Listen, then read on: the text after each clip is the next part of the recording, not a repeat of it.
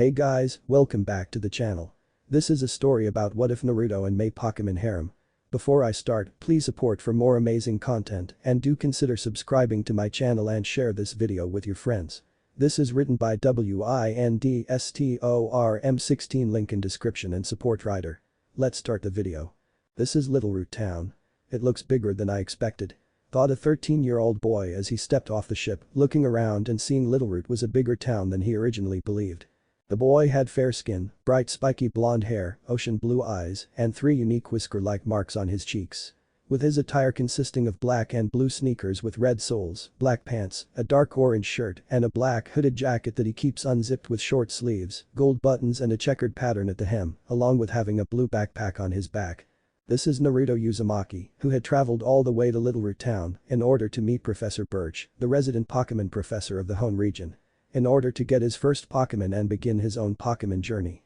I better get moving. From what I've heard, Professor Birch's lab is on the outskirts of town and he usually leaves to study wild Pokémon. Naruto thought before he took off running, not wanting to waste any time and end up missing Professor Birch at his lab.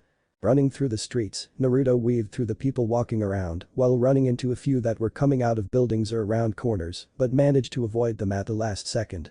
Making the whiskered blonde mentally groan from how crowded Littleroot Town was, along with how he couldn't even really see much of anything. I need a higher spot and a less crowded one at that. Thought Naruto, looking around, before spotting an alleyway where he saw a garbage can and some crates stacked up, making him grin before turning down the alley. Not hesitating or stopping, Naruto jumped on top of the trash can before jumping on top of the crates and instantly kicking off the wall they were pushed against. Managing to jump high enough to grab hold of the ledge of the opposite building, the Uzumaki pulled himself up and kept running. With him now having more room to move and looked around, Naruto spotted Professor Birch's lab outside of town.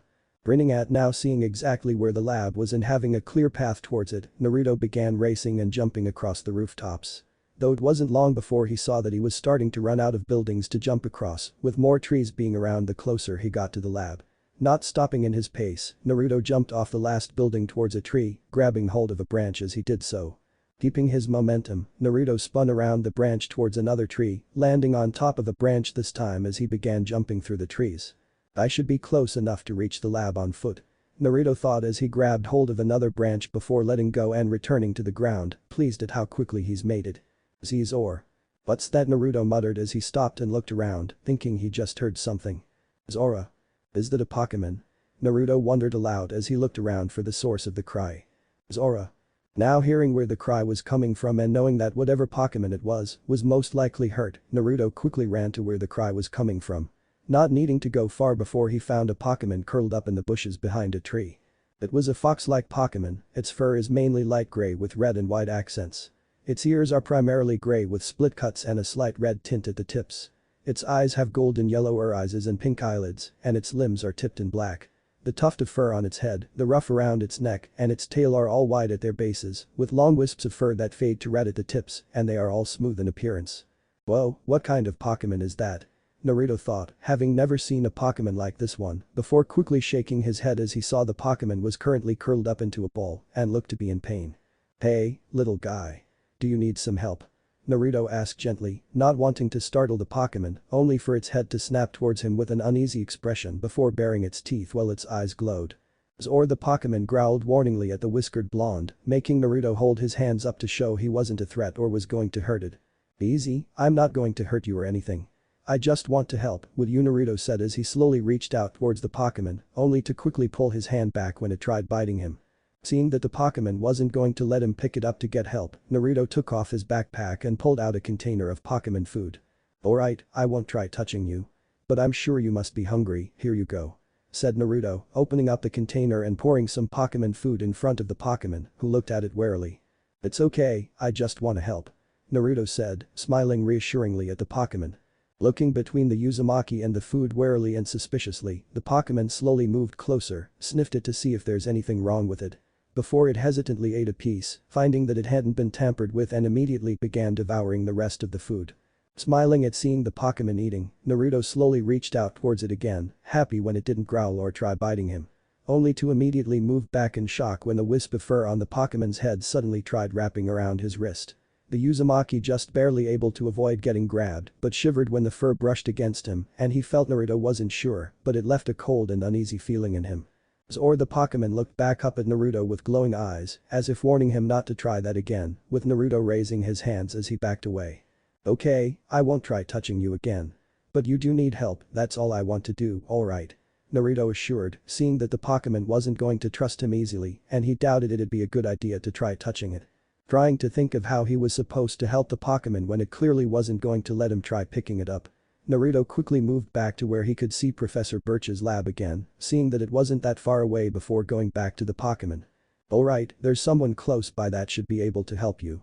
I won't be gone very long, so'll you at least be able to just stay here until I get back. I promise that I'll be quick. Said Naruto, looking at the Pokémon, who still looked at him with an uneasy expression. Slowly taking out the container of Pokémon food again, Naruto poured some more out in front of the Pokémon, who looked at it for a moment before it began eating again. Though the whiskered blonde was a little creeped out by how it didn't want to stop looking at him the entire time. Will you be fine being alone for a few moments? Naruto asked, only for the Pokémon to continue staring at him as it ate, making him sigh before nodding. I'll just take that as a yes and be back as soon as I can. Naruto stated before he began making his way towards Professor Birch's lab. Continuing on to the lab, the whiskered blonde was relieved it didn't take long for him to arrive at the lab and knocked on the door repeatedly until it was finally opened, showing an adult man. He was a tall, large man with fair skin, dark eyes, short and slightly wavy brown hair, and a squarish face with a beard. He wears a navy blue t-shirt under a white lab coat, khaki shorts with a black belt, and tan sandals on his feet. Yes, can I help you, young man? Is something wrong? The man asked, looking at Naruto, only to see the worried look on his face. Yeah, I really need help. Are you Professor Birch? Because I found a Pokémon in the forest on my way here and it looked like it needed help, but when I tried picking it up it tried doing something, I'm not sure what. So I came here as fast as I could to get help for it, since it wouldn't let me pick it up and I didn't want to just leave it alone. Said Naruto, with Birch nodding in response. Yes, I'm Professor Birch. And hang on, just let me grab my bag and some supplies, then show me where this Pokémon is. Replied Birch, rushing back into his lab to grab his brown bag, filling it with supplies to examine the Pokémon and help it with any injuries it has. Once he had everything he needed, Birch exited the lab and began following Naruto to where the Pokémon was. Now then, who are you exactly? And what can you tell me about the Pokémon? Birch asked, wanting to know who he is and where he found the Pokémon. My name's Naruto Uzumaki from Fortree City. I actually just arrived here on a boat from Lily Cove City to get my starter Pokémon and a Pokédex. But on my way here, I heard what sounded like a Pokémon crying in pain and I found it hiding nearby. And like I said, when I tried picking it up after giving it some Pokémon food, it tried grabbing me with a long tuft of fur on its head. I didn't know what it tried doing, but it made me feel uneasy. Explained Naruto, with the Pokémon professor frowning at hearing this, thinking of all the Pokémon he knew of that exhibited such behavior. What did it look like? Birch asked. It was really small, having a fox-like appearance, with it mostly having gray and white fur, black feet, long wisps of fur on its head, neck and tail, all of them fading into red at the tips, as well as yellow eyes. Naruto said, making Birch gain a confused look since he didn't recognize the description of what Pokémon it could be, wondering if it could be one from another far-off region. It wasn't long before they arrived at the spot where the Pokémon was, with Naruto being relieved to see it was still there. Though when its head snapped towards Naruto and Birch, its eyes glowing again, with the two immediately stopping and kept their distance. Zor the Pokémon's eyes glowed as it observed Naruto and Birch, the latter taking in the sight of the strange Pokémon. This is certainly strange. I've definitely never seen a Pokémon that looked like this before. But its appearance does seem rather familiar, but not quite the same as the Pokémon I'm thinking of. Said Birch, rubbing his chin in thought. What Pokémon does it look like? Naruto asked, wondering what Pokémon it was. It bears a resemblance to the Pokémon, Zorua. A rare Pokémon that's found in the Unova region, though I've heard a few have been sighted in the Sinnoh region as well. But Zorua are known to have primarily slate-gray fur, with black and red accents, along with greenish-blue eyes. While this Pokémon certainly resembles a Zorua, there are several differences that would make one think it's a different species altogether. Though perhaps it's a new regional form. Birch said as he began muttering to himself, making Naruto look at him curiously. Regional form? Asked Naruto, having never heard that term before, while pulling Birch from his thoughts. Oh sorry, I got lost in thought there for a moment there. A regional form is a completely new form a Pokémon takes in regions they aren't native to, taking on entirely new appearances and types. A prime example of this are the Vulpix of the Alola region, where they've adapted to the colder climates of Mount Lanakila and became ice-type Pokémon as a result.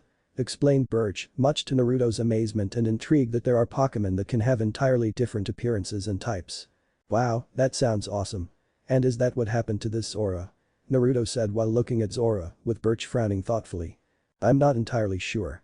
Regional forms are still a relatively new discovery, with them so far being exclusive to the Alola region and Galar region, so there's most likely plenty of regional form Pokémon that have never been seen or heard of before.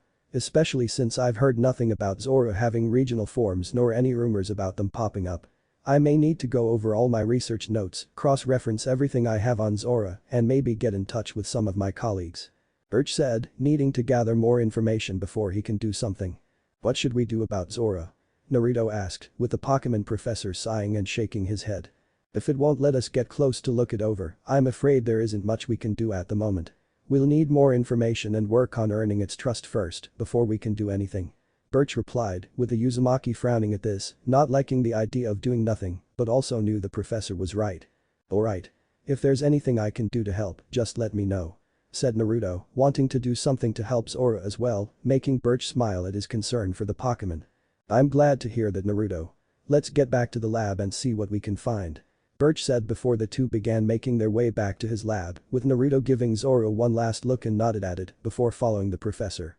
But Zorua watching the two leave, lowering its head once they were completely out of sight. Zorua. Later. After returning to Professor Birch's lab, Naruto had started helping Birch find everything he had on Zorua, with some help from his assistant Joshua as well. Well, the Pokémon professor had also contacted his colleagues, Professor Rowan and Professor Juniper in the Sinnoh and Unova, wanting to see if they knew anything about Zorua having a regional form while giving them a description of the one in the forest. Which also lead to Birch needing to cross-reference previously documented sightings of Zoruas, needing to go far back to some older documents on the Pokémon before he finally found something. Did you find anything, Professor? Naruto asked when he saw Birch's downcast expression. Yeah, I was able to get some help from Professor Rowan in the Sinnoh region about this Zorua's appearance. I was also able to get into contact with Professor Oak in the Kanto region. He was able to send me an old video of a Zorua. The same kind as the one you found. It's a pretty old one, but he was able to eventually restore it. Said Birch, making Naruto curious as the Pokémon professor brought up the video on one of computers. The video showed someone standing in a snowy tundra to observe and study Pokémon, with Naruto being amazed at the landscape and how untouched it seemed. Not seeing any hint of civilization anywhere or anything to show that it had been visited by anyone. Naruto and Birch watched as the person came across several Snorant, intriguing Naruto to learn they survived by eating snow and ice. The person then headed up into a forest, with the large trees reminding the Uzumaki of the ones in Fortree City.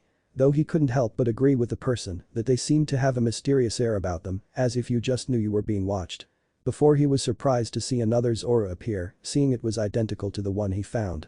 It really is adorable. Naruto thought, smiling at seeing Zorua's behavior, only to tense when he saw something moving in the background of the video. But said Naruto, only for Birch to hold up a hand and just motioned him to keep watching. The whiskered blonde gulped as he watched the video, seeing the thing in background growing larger, with it looking like moving black smoke as if it was sentient. Before Naruto stumbled back when the smoke suddenly leapt at the person, showing it really was alive. What was that? Naruto said, having never seen a Pokémon like that before, if it even was a Pokémon. This is one of the very few, if not the only, recorded footages of that kind of Zorua. As for what that was, Birch said, resuming the video before pausing it as the Zorua came close to the falling camera with another, bigger, Pokémon appearing as well. That is Zorua's evolved form, Zoroark. Both of them have the unique ability to cast illusions on people. But these particular kind of Zoruas and Zoroark's illusions are far more dangerous, which is due to their appearances. And how they came to look like that, it isn't a good thing.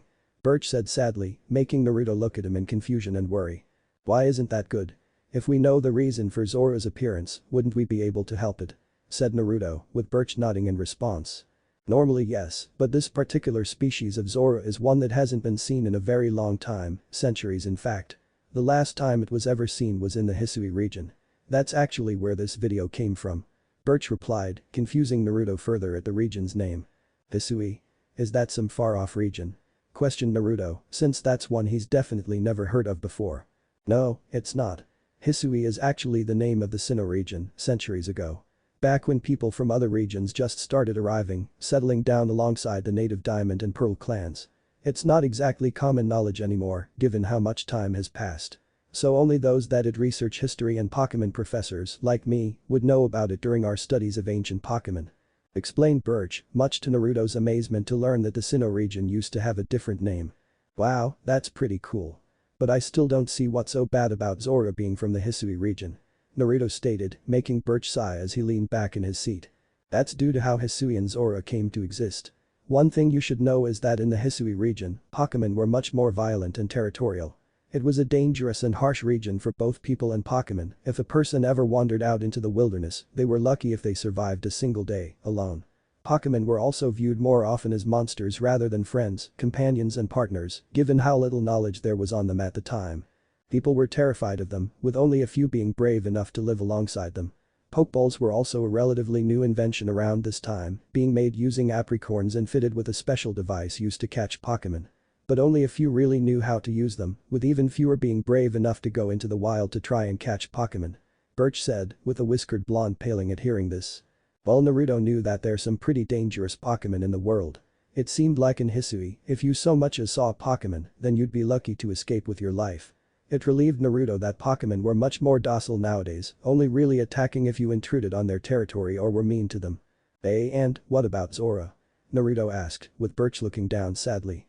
Like I said, the Hisui region was dangerous for people and Pokémon. If you weren't strong enough to handle the environment or encountered a powerful Pokémon, then you wouldn't survive long.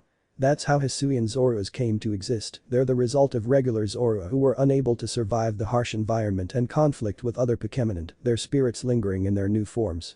Said Birch, much to Naruto's shock and horror as he realized what that meant for the Zorua he found. SSO so sa zo zo Zorua died. Th that's why I did lo l looks li like th that. Naruto stuttered in sadness and horror that Zorua actually died, with Birch nodding sadly. Yes. But that's not the worst part. Hisui and Zorua are only reborn due to their malice towards humans and Pokémon alike. As when they were alive, they were exiled by humans due to the illusions they could cast and were hunted to extinction by the Pokémon native to the Hisui region. So I'm afraid that whatever happened to Zorua when it was Alavite wasn't a natural death. Birch revealed, being able to guess how Zorua died. Either from being owned by a cruel trainer that pushed it too hard or worse abandoned it to die for not being strong enough. Or it had been hunted by a Pokémon poacher. Given how rare Zorua would be to find in Hoenn, it'd get a lot of attention, most of which would unfortunately not be good. With Naruto being further horrified and saddened at what happened to Zorua, also guessing how it was killed. Hating the idea that a Pokémon being abused or hunted down is some kind of prize. Is there anything we can do to help it? Naruto asked, wanting to do something to help Zorua, only for Birch to shake his head. There isn't anything we can do, really. Hisui and Zorua were notoriously distrustful of every living being, whether they were humans or Pokémon. Their illusions are also more powerful than when they were alive, as they're powered by the malice they feel and grow stronger from the terror they inflict on their victims. Something we're lucky didn't happen, as the more strength they have the stronger their illusions will be, to the point they can inflict physical damage. Not only that, but they're extremely difficult to gain the trust of, due to their resentment of everything. Well, I don't like it, we can only leave Zorua alone until it decides to leave. Replied Birch, not wanting to just leave Zorua, especially if it starts drawing attention by those that'd want to catch such a rare Pokémon, but it was also incredibly dangerous, thanks to its illusions. They were even lucky it was only a Hisui and Zorua, as from what he knew, it'd be far more dangerous if it was a Hisui and Zoroark. A Pokémon that was referred to as a literal embodiment of death and could drive people insane with its illusions. The Uzumaki frowned at this, since he didn't like the idea of just leaving Zorua alone like that, especially if it was owned by an abusive trainer or hunted by a Pokémon poacher. Given how they didn't know how long it's been since Zorua died, whether it was days, weeks, months, or even years. They didn't know, and the chances are that whoever caused its death may not know it died and still try finding it. If you want Naruto, we can get you your starter and Pokédex, and I'll see about making some calls to anyone who'd be able to help Zorua or at least take it somewhere it won't have to worry about being hunted. Birch said, only for Naruto to shake his head in response. If it's alright, Professor Birch, I'd like to stay a little longer. I found Zorua and after learning about what happened to it, I at least want to make sure it's safe before I get my starter Pokémon. I can even help out around the lab, if that's okay with you. Along with checking on Zorua as well to make sure it's alright, since even if it's not technically alive, it's still a Pokémon and should be looked after until it can be taken somewhere safe. said Naruto, not wanting to just leave after finding Zorua and now learning what happened to it. He wanted to make sure it was safe and didn't have to be afraid of being attacked or captured. But Birch being surprised at his words, before smiling at seeing the determination in Naruto's eyes, seeing he really did want to make sure Zorua was safe before he got his own Pokémon. I think that would be fine, Naruto. It may even be for the best, since you were the first one to find Zorua, so while it may not trust you, you're at least someone it's familiar with. Which would be better than only seeing new strangers showing up. Said Birch, making Naruto smile that he'd get to stay longer and look after Zorua, determined to make sure it would be safe. Time skip 5 days. 5 days have passed since Naruto arrived in Little Root Town and found Zorua, before learning it was a Hisuian Zorua after unfortunately dying and staying around as a reborn Pokémon. With him having been allowed to stay at Professor Birch's lab, helping around like he said he would, which also helped him learn more about different Pokémon as well. Including more about Zorua, so that he could better look after it until it could be taken somewhere safe. With Naruto having made sure to always visit Zorua every day, while bringing a different Pokémon food he's made with different ingredients and berries to see which one it liked best. Along with visiting to just talk to Zorua and try to earn its trust, wanting to show he wasn't going to do anything to hurt it. Though so far, Zorua still hasn't let Naruto try touching it, but it also hasn't tried casting any illusions on him. So the whiskered blonde guessed that was good if it hadn't tried attacking him. At the moment, Naruto was sitting against a tree while Zorua was eating the newest batch of Pokémon food he's brought it. The Uzumaki was glad that he seems to have gotten better at making it, if Zorua is eating it all without hesitation was anything to go by. At least I know any Pokémon I catch will like the food I make them, especially with all the different kinds I've tried out already. Naruto stated, making Zorua stop and look at him. Zorua looked at Naruto warily at mentioning he's going to catch Pokémon, wondering if this was a trick to make it lower its guard, only for Naruto to shake his head quickly. No. I didn't mean catching you, I just want to help. I meant other Pokémon I'd meet once I get my starter, since I do want to become a Pokémon trainer. Though I guess I don't really know what I want to do afterwards, I know that I'm going to take on the Pokémon League and battle the gym leaders. But other than that, I'll probably just travel to see new places and different regions, along with seeing new Pokémon. Since it all sounds really great and amazing to go out and explore, especially from the trainers that pass through Fortree City to challenge Winona. Said Naruto, with Zorua tilting its head curiously. Zorua was confused at everything Naruto was saying, but was able to understand the basics of what he meant. Winona is the gym leader of Fortree City, she specializes in flying-type Pokémon and is a master at them.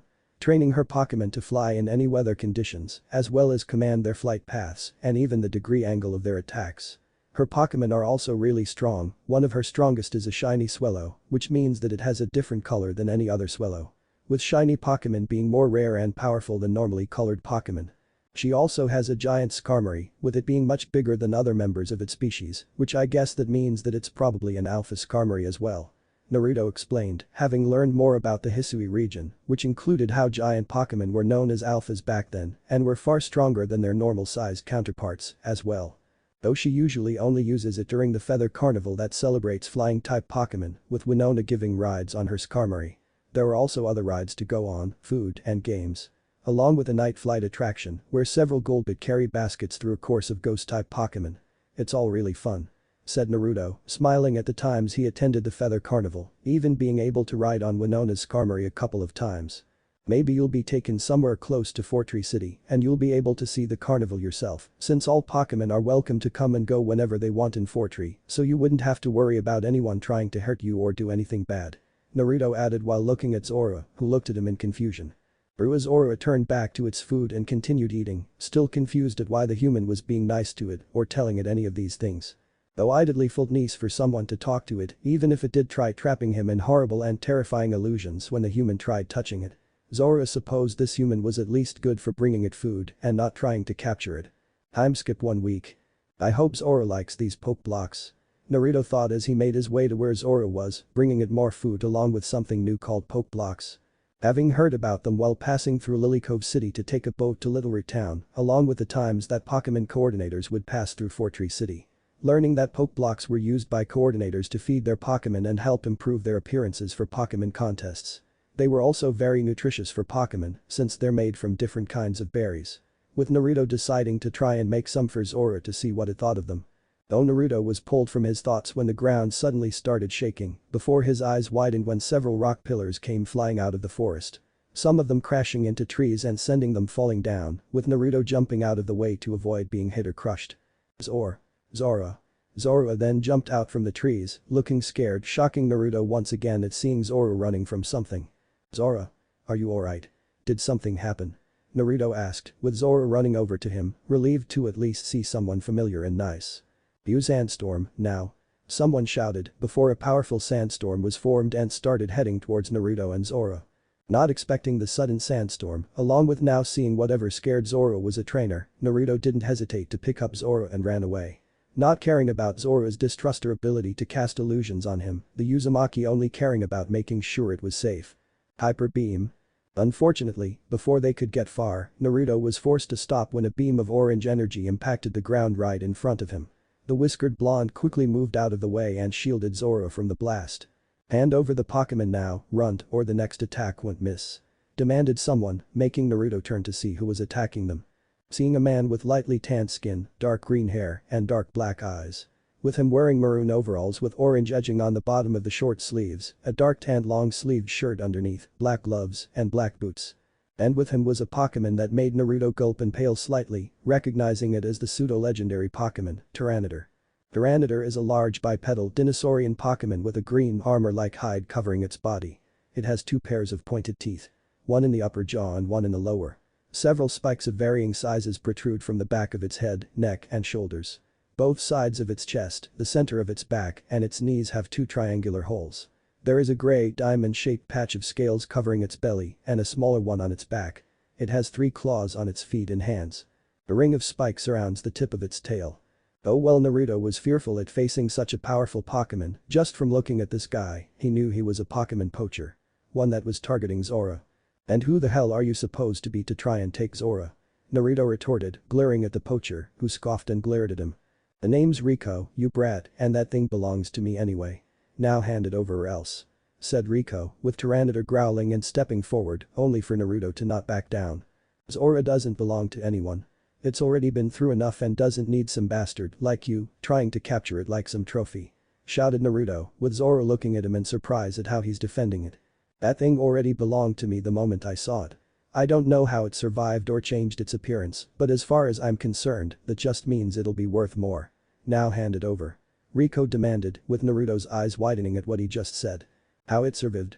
"Then you're," Naruto muttered before looking at Zorua, seeing it looked at Rico and Tyranitar in fear, along with how it ran away from them, rather than simply cast illusions on them.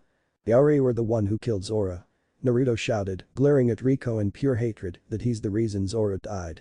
His anger only growing when Rico didn't show any hint of remorse or regret, with the poacher even smirking. "So the thing did die, yet it's still around. Then that just means I'll be getting a much larger prize once I have it. I'm sure there are plenty of people who'd pay top dollar to have an actual ghost Pokémon," stated Rico, thinking of all the money he'll get after selling Zorua, which only angered Naruto further. "I'm not letting hurt Zorua anymore, bastard," retorted Naruto before he took off running into the forest, since he didn't have any Pokémon himself, let alone any strong enough to fight a Tyranitar. "Annoying little shit. Fine, it'll be your funeral. Tyranitar, use Earthquake," Rico ordered, with Tyranitar roaring before stomping its foot down on the ground, causing the ground to begin shaking and splitting open. With Naruto being thrown off balance by the sudden earthquake, but still kept running while not losing his grip on Zorua. "Don't worry Zorua, I'm not going to let him hurt you anymore," Naruto said, smiling reassuringly at Zorua, who looked at him in surprise. Zorua wasn't sure what to think of the human actually trying to save and protect it from the one that got it killed, having thought he was just being nice to get it to lower its guard. But now, Zorua thought that maybe the whiskered blonde actually wanted to help it just because, something it wasn't familiar with. "You stomping tantrum," Rico shouted behind them before the ground began shaking repeatedly again, only this time, Naruto had to jump out of the way as splinters of rocks were launched at them as well. The Uzumaki gritted his teeth when one of the rock splinters hit his arm, cutting into it, before he jumped out of the way to avoid any more debris that was launched at them. Before he spotted a hollowed-out tree trunk, along with a decent-sized rock, making Naruto get an idea. "Don't worry, you'll be safe here. Just stay there until I come back, alright?" Naruto said, going over and putting Zorua inside the tree trunk, before picking up the rock and took off running again. Zorua peeked out of the trunk, watching Naruto run away, before quickly ducking back down as Rico and Tyranitar came running past it. Peeking out again to look in the direction they ran with wide eyes, not believing that Naruto was now risking only himself to keep it safe. luring away the poacher, which would give Zorua the chance to escape on its own, not needing to worry about being captured or hurt again. But that would also mean leaving the whiskered blonde alone after everything he's done for it. Zorua narrowed its eyes before floating out of the tree trunk, going in the direction Naruto went with Rico and Tyranitar chasing after him. With Naruto. Meanwhile, Naruto had continued running, being able to hear Rico and Tyranitar right behind him, moving out of the way of any attacks that Tyranitar launched at him. "Tyranitar, use Snarl now," Rico ordered, getting more angry and annoyed at the continued chase. Tyranitar opened its mouth before firing multiple black and purple energy rings at Naruto, with the Uzumaki diving out of the way while the attack impacted a tree. "No wonder Zora's avoided you, you must be a shitty poacher if you can't even hit me," Naruto said tauntingly, making Rico scowl. "Say that again when I have you locked in a cage with the rest of my prizes. Use Rock Tomb," said Rico, with Tyranitar roaring and stomping on the ground, causing several large rocks to rise up around Naruto, forcing the Uzumaki to stop. Mentally cursing at the rocks surrounding him, Naruto quickly began climbing over them to get away, only for this to give Rico and Tyranitar enough time to get closer to him. "Not so fast, runt. Tyranitar, now use Thunder Wave on him," Rico demanded. Tyranitar was surrounded by yellow electricity before roaring as it launched a stream of electricity at Naruto. The whiskered blonde crying out as he was electrocuted, along with feeling his body become paralyzed, falling to the ground while still managing to hold onto the rock. Before grunting when the electricity stopped and Rico came over, kicking him in the back, causing Naruto to roll across the ground. "No more games, runt. Hand over the Pokémon now or the next attack will have you buried alive," said Rico, glaring at Naruto, who returned the glare. "Fuck y'asshole," Naruto retorted as he fought against the paralysis, before grunting again when Rico kicked him in the side. "I said give me that damn thing," Rico shouted, reaching down to take Zorua himself, missing Naruto's smirk at how close he was. "Well if you insist, take it," said Naruto before he immediately slammed the rock into Rico's face, the poacher crying out as he felt his nose shatter from the impact. "Ah. You worthless little fucker. I'm gonna feed what's left of you to my Firo once I'm done with you," yelled Rico while holding his broken nose, only to gag in pain when Naruto took the chance to slam the rock right into his crotch as well, sending the poacher to his knees. With Naruto also taking the chance to swiftly grab a Pokeball off of Rico's belt, hoping that it was Tyranitar's for when he got a chance to return it. "Don't be angry, you're the one who wanted me to give it you. I'm just doing what you asked," Naruto said, throwing the rock at Tyranitar as well before he began running again, the armor Pokémon grunting as the rock impacted its head before roaring in anger. You say I ice BB Mirai right foo fucking nen no now," Rico gasped in between the pain in his face and crotch. Tyranitar opened its mouth as a light blue ball formed in it, preparing to fire the attack at Naruto. Only to suddenly be hit in the back by a wave of yellow stars, causing Tyranitar's ice beam to instead impact the ground in front of it and Rico, creating blocks of ice that threw them back. WH what?" said Rico as he finally managed to stand up, angered even more at who attacked his Pokémon, only to see Zorua floating in the air. Zorua fired several black and purple rings at Rico, with the poacher having no time to get out of the way as the attack impacted him, sending him crashing into a tree. "Zorua," Naruto said, looking back, having heard the fighting, only to be surprised to see Zorua appear and attacked Rico and Tyranitar before it flew towards him. Zorua looked at Naruto and nodded, with the Uzumaki still being surprised at seeing that Zorua was actually flying. "I guess since Zorua is an actual ghost, it can float and fly around," Naruto thought with a frown, seeing while it was cool Zorua could fly, he wished it was able to do so without having been killed. "Thanks for the help, but you were safe back there," Naruto said, not wanting Zorua to risk itself for him like that, only for Zorua to shake its head. Zorua. Zorua gave the whiskered blonde a look, as if saying it wanted to help as well, making Naruto smile slightly. "Okay, let's take them down," Naruto said, only to be cut off by a shout from Rico. "Use Thunderbolt, now," Rico yelled, with Tyranitar roaring before firing a powerful lightning bolt at Naruto and Zorua, the Uzumaki's eyes widening before he quickly jumped and grabbed Zorua. Moving out of the way, just as the lightning bolt went past them, with the duo barely avoiding it as it crashed into a tree, bringing it down. "Now use Earth Power and bring down all those trees," Rico demanded eagerly, wanting to see both of these annoyances crushed and broken. Tyranitar slammed its foot on the ground, causing glowing gold cracks to rush towards where Naruto and Zorua were, causing multiple trees to start crashing to the ground. Knowing they needed to keep moving, Naruto began running again, with Zorua floating alongside him, the two ducking and dodging out of the way of several falling trees along the way. "Now use Sandstorm," Rico ordered, with Tyranitar roaring as it created a sandstorm around itself before directing it towards Naruto and Zorua. But Naruto gritting his teeth and shielding his face from the sand around him before looking at Zorua as he got another idea. Could you distract him for a moment, Zorua?" Naruto asked, gagging at sand getting in his mouth. Zorua nodded in response before diving towards the ground, phasing into its own shadow as it did so, surprising Naruto before he nodded as he kept running. "Hit the little bastard with stone edge," shouted Rico. Tyranitar slammed its hands onto the ground, causing several light blue rock pillars to appear out of the ground that rushed towards Naruto.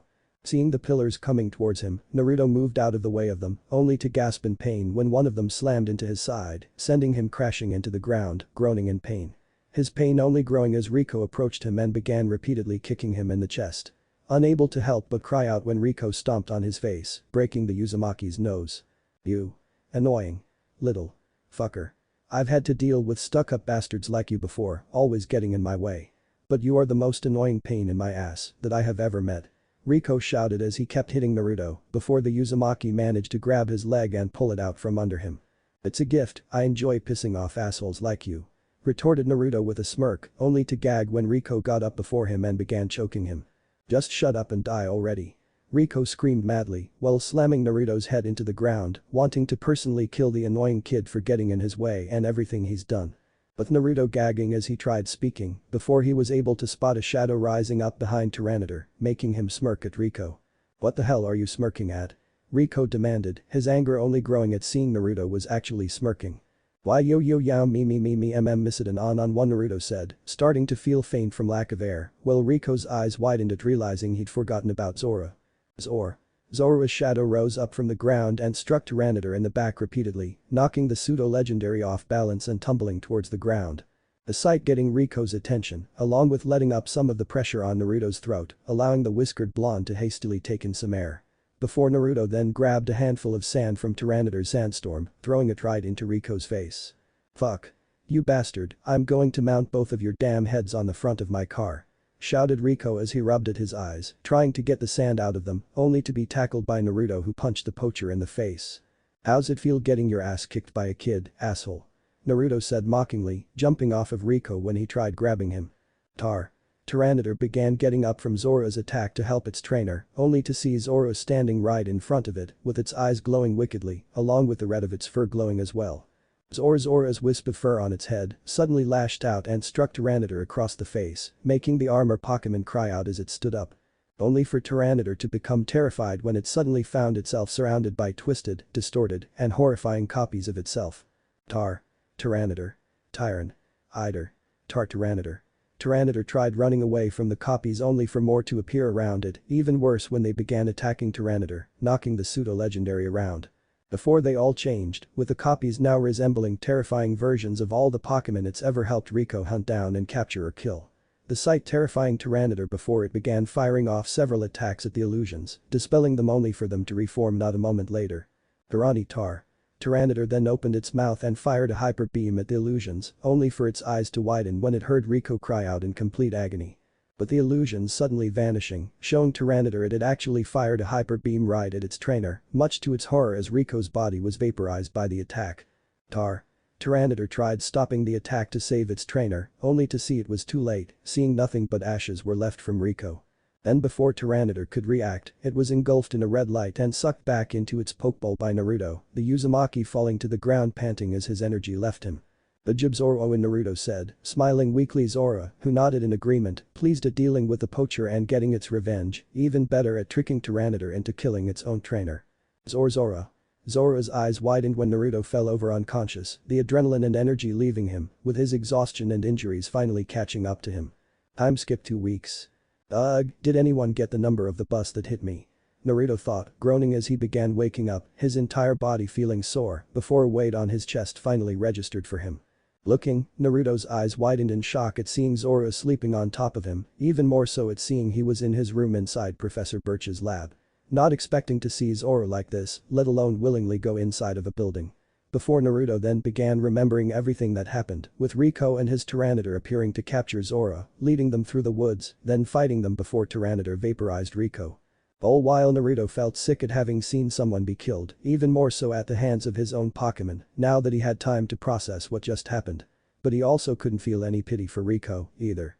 Not after how he was responsible for Zorua's death and who knows what else, besides poaching Pokémon. At least Zorua is now safe. Naruto thought, sitting up and looking at the sleeping Pokémon, before slowly reaching out and began petting it. Taking the chance to actually feel what Zorua's fur felt like, not having had the chance before in the forest due to being more focused on escaping. But now Naruto felt it was really soft, though at the same time, it felt like he was moving his hand through really dense fog. Well, he could feel something, it wasn't really solid either. Though he quickly pulled his hand away when Zorua began waking up, not wanting to risk upsetting the Pokémon, only to be surprised when Zorua looked at him. Zorua's eyes lit up at seeing Naruto was awake, before moving closer and began nuzzling against him happily, surprising the whiskered blonde again before he smiled. If this is thanks for helping you, then it's no problem. I'm just glad that asshole isn't around to try hurting you anymore, said Naruto, before looking at the door when it opened showing Professor Birch and Joshua, who looked surprised at seeing him awake. Naruto. Thank goodness you're alright, we were really worried when we found you. Birch said, relieved to see he was awake. Hey Professor, Joshua. Glad to see you guys again and sorry if I scared you, but a poacher showed up, hunting Zorua, and I wasn't going to let it be captured or hurt. Naruto replied, with the two nodding in response. We know. Not long after you left to go see Zorua, Officer Jenny had shown up informing us about a Pokémon poacher named Rico being seen in the area. She wanted to make sure we were informed in case he was bold enough to try attacking the lab. Though that's when he heard the fighting in the forest, along with seeing the trees being knocked down, and we ran to see what was happening. By the time we arrived, we found you unconscious and Zorua with you. You've been unconscious for 2 weeks. Joshua explained, shocking Naruto at how long it's been. We also found the Pokeball containing Rico's Tyranitar, but Rico wasn't anywhere in sight. Do you know what happened to him, Naruto? Questioned Birch, with Naruto nodding and motioning to Zorua. I'm guessing Zorua must have caught Tyranitar in some illusions because it just suddenly started freaking out and firing off attacks, with Rico being hit by a hyper beam. I didn't think there's anything left of him. Rico was also the reason Zorua died in the first place. Naruto replied, shocking the two before Birch sighed. I can't say I really approve of such a thing happening, but from what Officer Jenny told us about what Rico's done before, I also can't say he didn't have it coming. I also made sure that Tyranitar was sent off to a rehabilitation facility for Pokémon, they'll make sure it gets help before it can be released into the wild again. Birch said, with Naruto nodding at this, since while he didn't like Tyranitar for helping Rico, he knew it wasn't the Pokémon's fault for having an evil trainer. Well, with Rico gone, that means Zorua's safe. Did you find someone that'd help get it somewhere safe? Naruto asked, only for the Pokémon professor to smile. Actually, I don't think Zorua would want to leave. In fact, it hasn't left your side at all since we brought you back here. Revealed Birch, making Naruto look at Zorua in surprise that it stayed by his side the entire time. Zorua. Naruto said, with Zorua looking up at him and smiled. Zorua. Zorua raised its foot up at Naruto, with the Uzumaki smiling at this. Does that mean you'd want to come with me? Questioned Naruto, the Pokémon nodding in response, now seeing the whiskered blonde genuinely wanted to help it, even risking his life for it. I figured as much. Which is why I went ahead and uploaded all the information I have on Hisuian Zorua and Hisuian Zoroark for when it evolves into your new Pokédex. Birch said, pulling out a Pokédex and handing it to Naruto, much to his amazement before he scanned Zorua. Hisuian Zorua, the spiteful fox Pokémon. A once departed soul, returned to life in Hisui. Derives power from resentment, which rises as energy atop its head and takes on the forms of foes. In this way, Zorua vents lingering malice. Hisuian Zorua. Gender. Male. Ability. Illusion. Moves. Swift, Shadow Sneak, Bitter Malice, Snarl. Egg moves, Locked. Extrasensory, Detect. You've got some good moves already, Zorua. I'm lucky to have such an amazing starter. Naruto said, smiling at Zorua, with the spiteful fox Pokémon returning the smile. Time skipped 3 days. 3 days had passed since Naruto got his Pokédex, and Zorua became his starter Pokémon, with Professor Birch having given him a Pokeball to catch Zorua with. Though Naruto couldn't immediately leave due to him still needing to recover from fighting Rico and Tyranitar. Which did give him more time to better bond with Zorua, now that he trusted him. Now the Uzumaki was fully recovered and ready to set out on his journey. Where's Professor Birch? Naruto asked as he came out of his room after packing up his stuff, with Zorua sitting on his shoulder, only seeing Joshua in the lab. He went out earlier to get some last-minute studying in on a pack of Pichina that were spotted nearby. Though he should be back pretty soon. I believe he was also going to be meeting a new trainer that's arriving today, the daughter of an old friend of his," replied Joshua before they both looked towards the entrance as the door opened, showing a sheepish-looking Birch and girl the same age as Naruto. But the girl not looking the least bit happy, which was understandable, given she was completely soaked. "Do we want to know what happened?" Naruto asked, unsure of what to think of the sight or what could have happened, with Birch laughing sheepishly. I kind of disturbed the Pachina while out during my research. Thankfully, May here showed up and used one of the starters I had with me to help. Unfortunately, she ended up using Mudkip," revealed Birch, knowing that Mudkip could be a bit of a prankster and only really listened to him. But Joshua chuckling lightly, now understanding what had happened, before he and Birch began talking.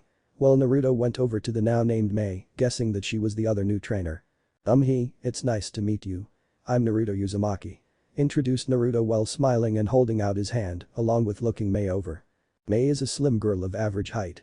She has long brown hair with a single fringe at the center, with 3 edges secured by a red and white bandana and blue eyes with long eyelashes. She wears a red shirt with a navy blue semicircle on it, a yellow fanny pack, white gloves with navy fingertips, a white miniskirt over dark blue cycle shorts, and black ankle socks, along with red shoes with black and yellow stripes. "She's really pretty," Naruto thought, blushing lightly at May's appearance.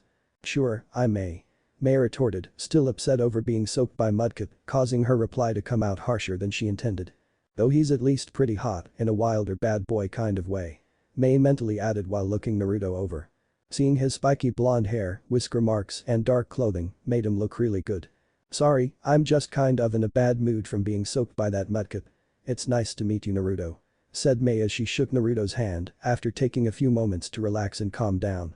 "It's fine, I'd be upset too. And it's nice to meet a new trainer," Naruto replied, making May smile lightly before she noticed Zorua sitting on his shoulder. "Wow, who's this cute little guy?" May asked looking at the cute Pokémon. "This is Zorua, he's a Pokémon I came across on my way here and after spending some together, along with me helping it out, he decided to join me and became my starter," said Naruto, with Zorua waving its wisp of fur at the brunette, making her smile at the gesture. "That's really cool. Though what type is it?" May asked, unable to guess what type Zorua was, guessing he was an ice type given its fur. "Zorua is actually a normal ghost type Pokémon," Naruto said, shocking May at hearing this, given she's never heard about a dual normal ghost type Pokémon before. "That's really unexpected," stated May, having heard from her brother on how those types were completely ineffective against each other, so it didn't seem possible for them to go together. "Yeah, it was a surprise for me too when I learned it.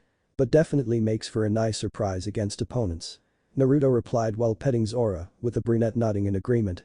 "So, you want to become a Pokémon trainer too?" Naruto asked while looking at May curiously, with the girl gaining a sheepish expression. Not really actually. I don't really like Pokémon, no offense. I'm mostly just becoming a trainer so I can travel and see new places, along with meeting new people, trying new foods," replied May, knowing it seemed silly to become a trainer and not want to battle or actually catch Pokémon, even more so since her father's a gym leader. "There's nothing wrong with that. I can kind of relate, well I do want to battle and catch Pokémon, as well as plan to take on the Pokémon gyms and Pokémon League, I don't really have a goal besides wanting to travel," Naruto replied, making May smile again upon seeing that he didn't think her choice was silly. "May, why don't you go get dried off and then we can get you your starter," said Birch, turning to the 2 kids, with the brunette nodding in response before heading to a bathroom to get dried off. "Later." Much better," May thought as she exited the bathroom, relieved to be dried off from all the water. Before going over to Professor Birch and Naruto, the latter wanting to see the starters since he never really got the chance to, due to focusing on helping Zorua. So he was curious to see them and which one May would choose. "Alright May, here are the starters you can choose from. The grass-type Trico, the water-type Mudkip, and the fire-type Torchic," Birch said as he released all 3 of the starter Pokémon. Trico is a small green bipedal reptilian Pokémon. It has yellow eyes with long, narrow pupils. Trico's hands and feet each have 3 digits covered with tiny spikes. Its stomach and throat are red. It also has a line across its stomach resembling a pouch. Trico has a large dark green tail with 2 separate lobes that it uses to sense humidity. Mudkip is a small amphibious quadrupedal Pokémon. It has a blue body with a light blue underside. Mudkip has a large head with a blue fin on top and a light blue tail fin. It has black beady eyes and orange star-shaped gills on its cheeks. Torchic is a small chick Pokémon with stubby, downy, yellow wings. Its body is covered with orange feathers. There is an orange and yellow crest on its head that resembles a flame. Its two thin legs and short beak are a light brownish yellow, and the feet have 3 toes in front and 1 in the back. May looked over the 3 starter Pokémon, shivering when she looked at Trico, feeling the wood gecko Pokémon was too creepy for her. Before glaring slightly at Mudkip, still remembering how it soaked her. Before she looked at Torchic, and the fire type jumped up to May and brushed against her legs, making the girl smile. "I choose Torchic," May said, picking up the fire chick Pokémon. "Torchic?" Torchic called out, happily at being chosen. "A good choice. Here's Torchic's Pokeball in your Pokédex," said Birch, handing May the Pokeball and a Pokédex. "And for both of you, here are some spare Pokeballs to use to catch some other Pokémon once you leave," Birch added, handing Naruto and May some Pokeballs to use to catch their future Pokémon. Both of the new trainers nodding gratefully while May took the chance to scan Torchic, with Naruto doing the same. Torchic, the chick Pokémon. This Pokémon breathes fire of over 1800 degrees Fahrenheit, including fireballs that leave the foe scorched black. Torchic.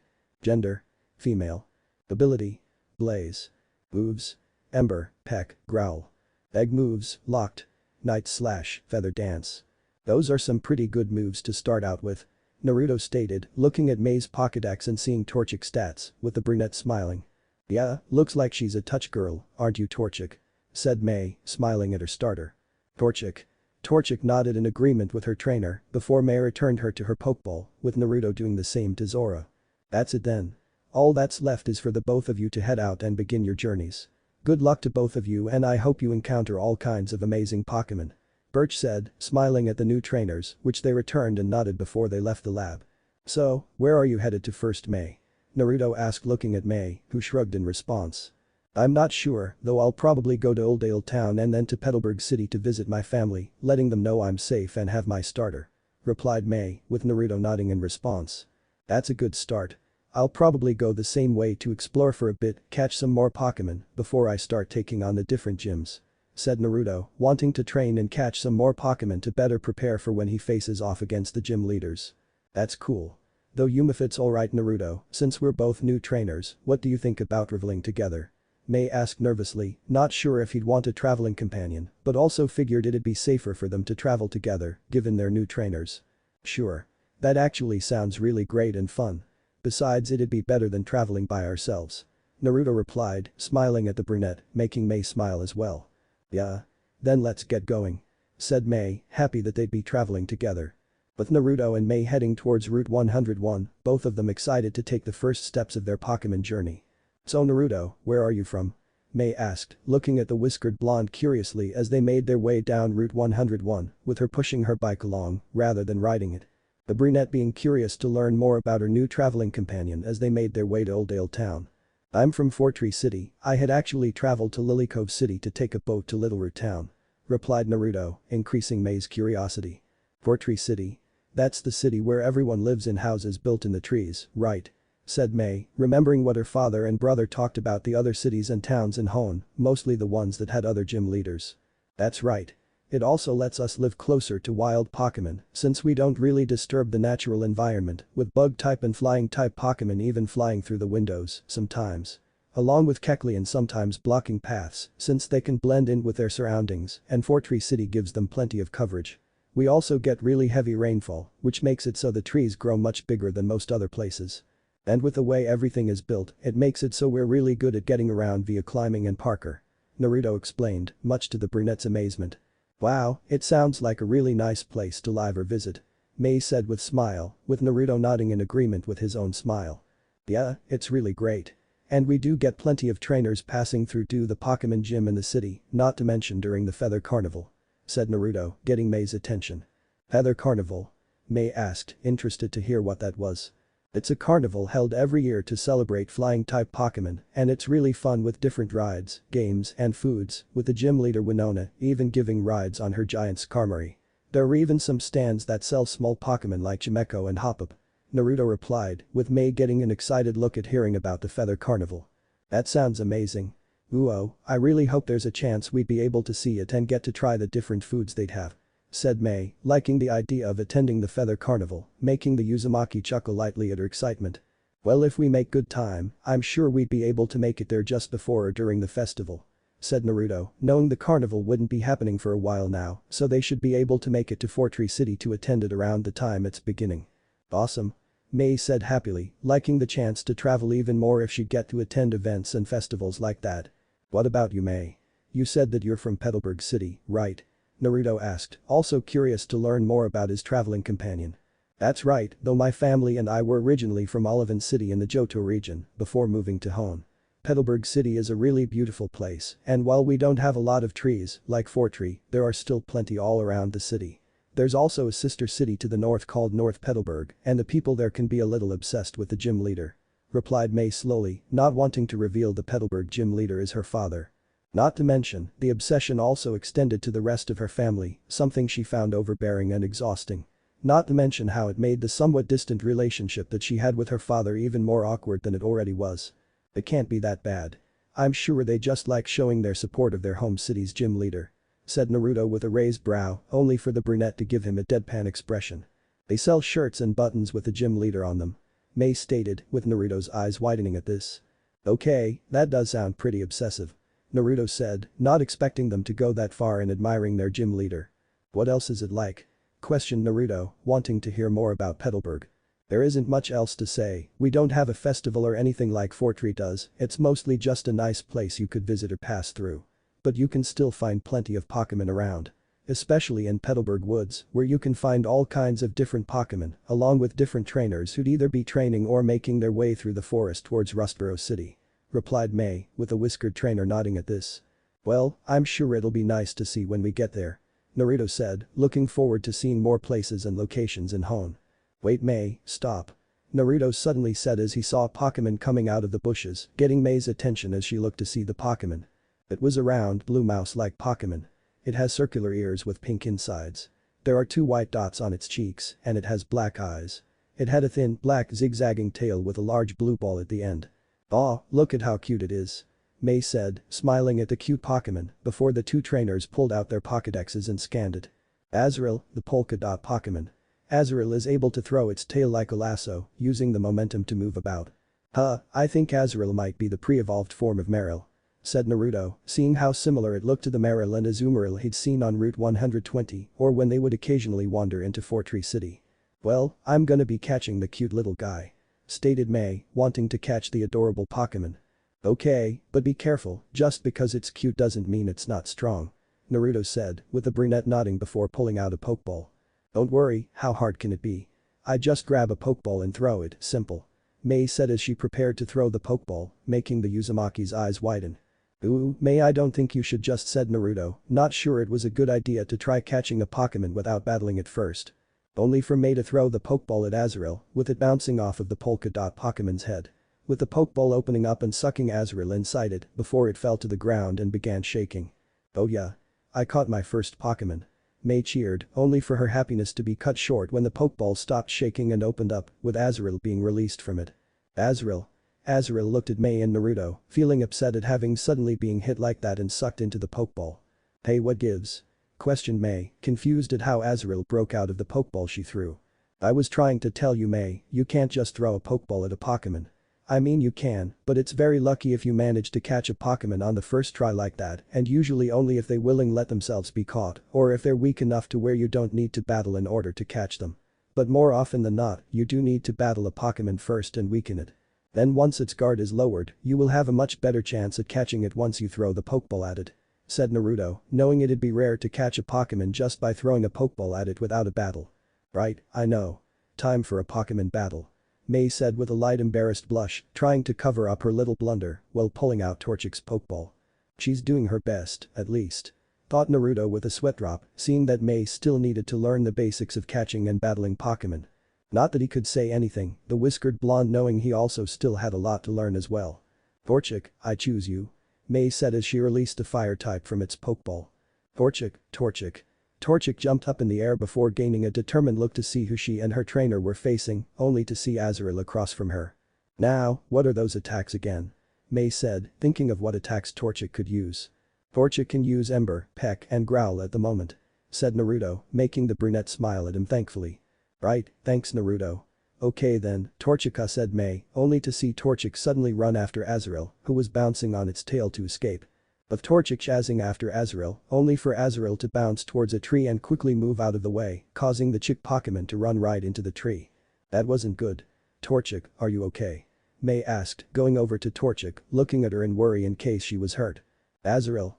Azrael smiled slightly at tricking Torchic before it bounced away again, with the fire type quickly getting up and glaring at Azrael.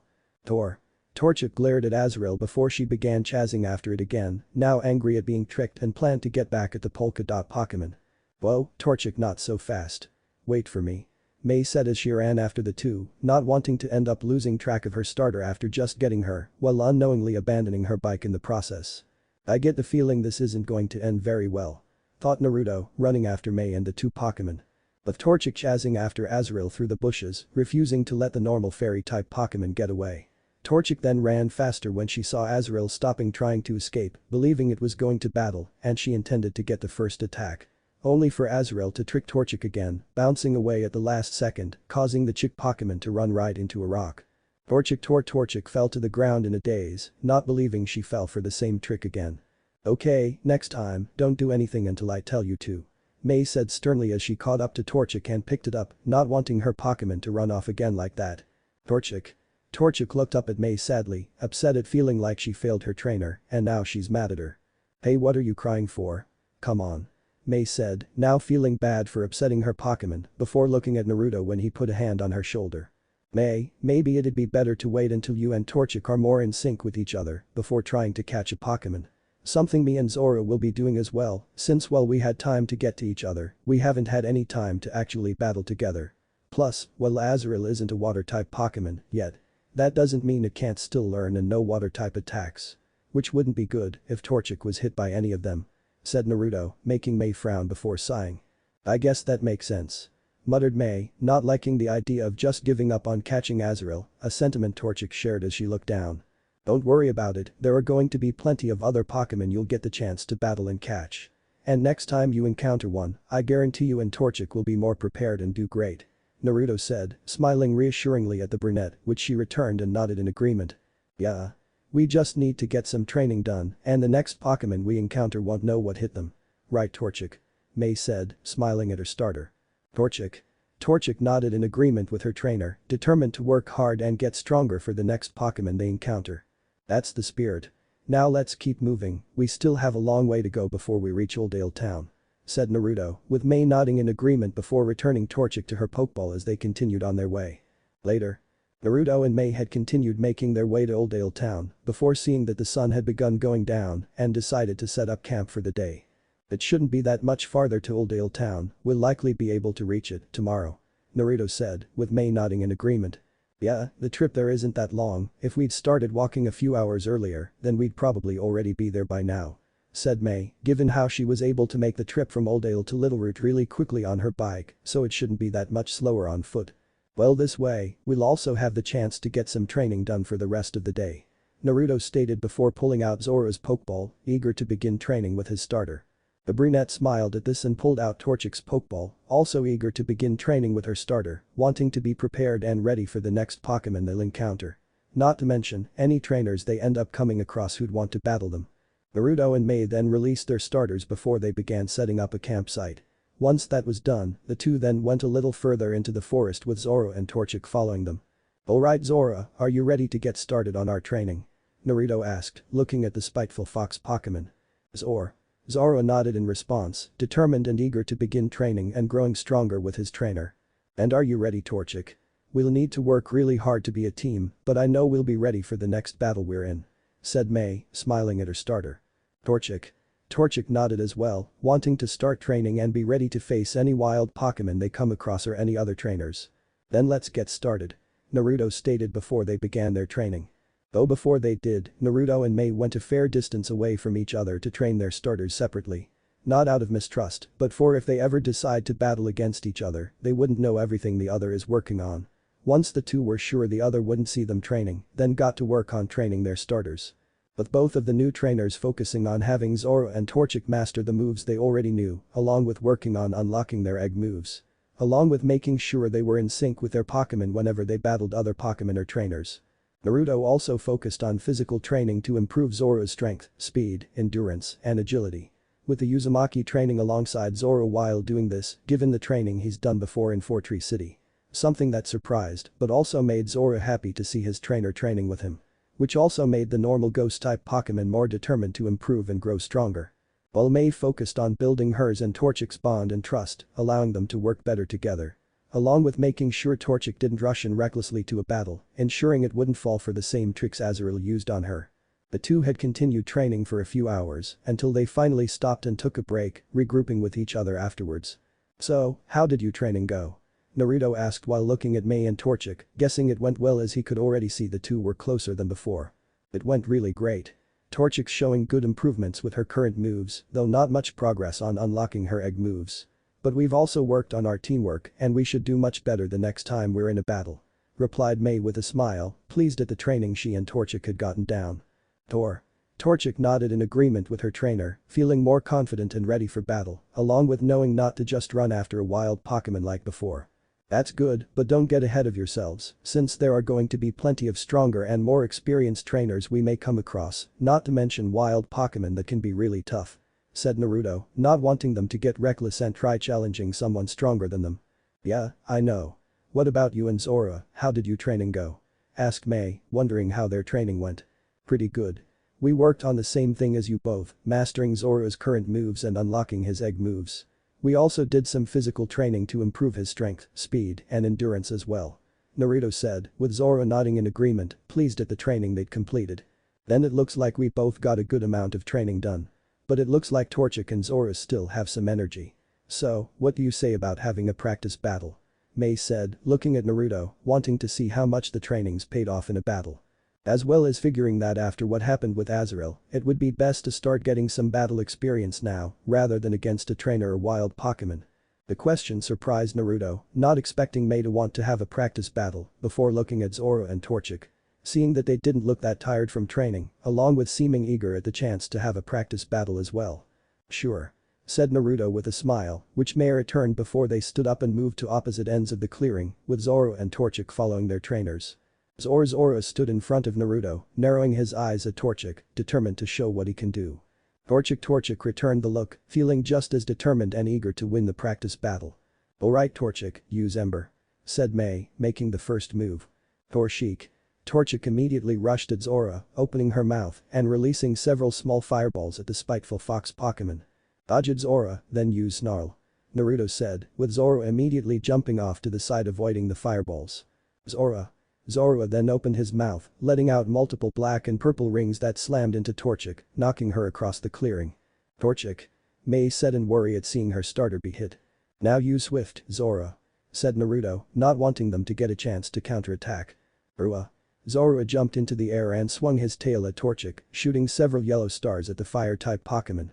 "Get out of the Torchic," May said quickly, with Torchic recovering in time to dodge the stars, only to be surprised when they locked on Torchic and hit her anyway. Swift is an attack that will always hit its target outside of times where they have semi-invulnerability. Naruto explained when he saw May's confusion, making her wince slightly at not knowing that and how it ended up biting Torchic in the butt. "Perhaps I should have taken Max's and Dad's offer to get me caught up when it came to Pokémon. Before I started on my journey," May thought to herself, since while she did know some things due to her father being a gym leader and her younger brother being a whiz when it comes to Pokémon, especially with how big of a fan he was of Professor Oak, she was more than willing to admit that she was pretty naive for the most part. "Don't worry about it, May. No one knows every single detail when it comes to Pokémon, plus I probably wouldn't have known of Swift's lock-on ability if it wasn't for Zorua already knowing that move," Naruto said reassuringly, helping to lift May's spirits as she nodded in thanks before focusing back on the practice battle. "Okay, use Growl while Zorua is still in the air," said May. Torchic immediately let out a loud piercing cry right at Zorua, distorting the air and making the normal ghost-type Pokémon flinch, along with lowering his attack strength. "Now jump up and use Peck, Torchic," May said, smiling as Torchic jumped into the air right at Zorua and managed to hit him. Torchic.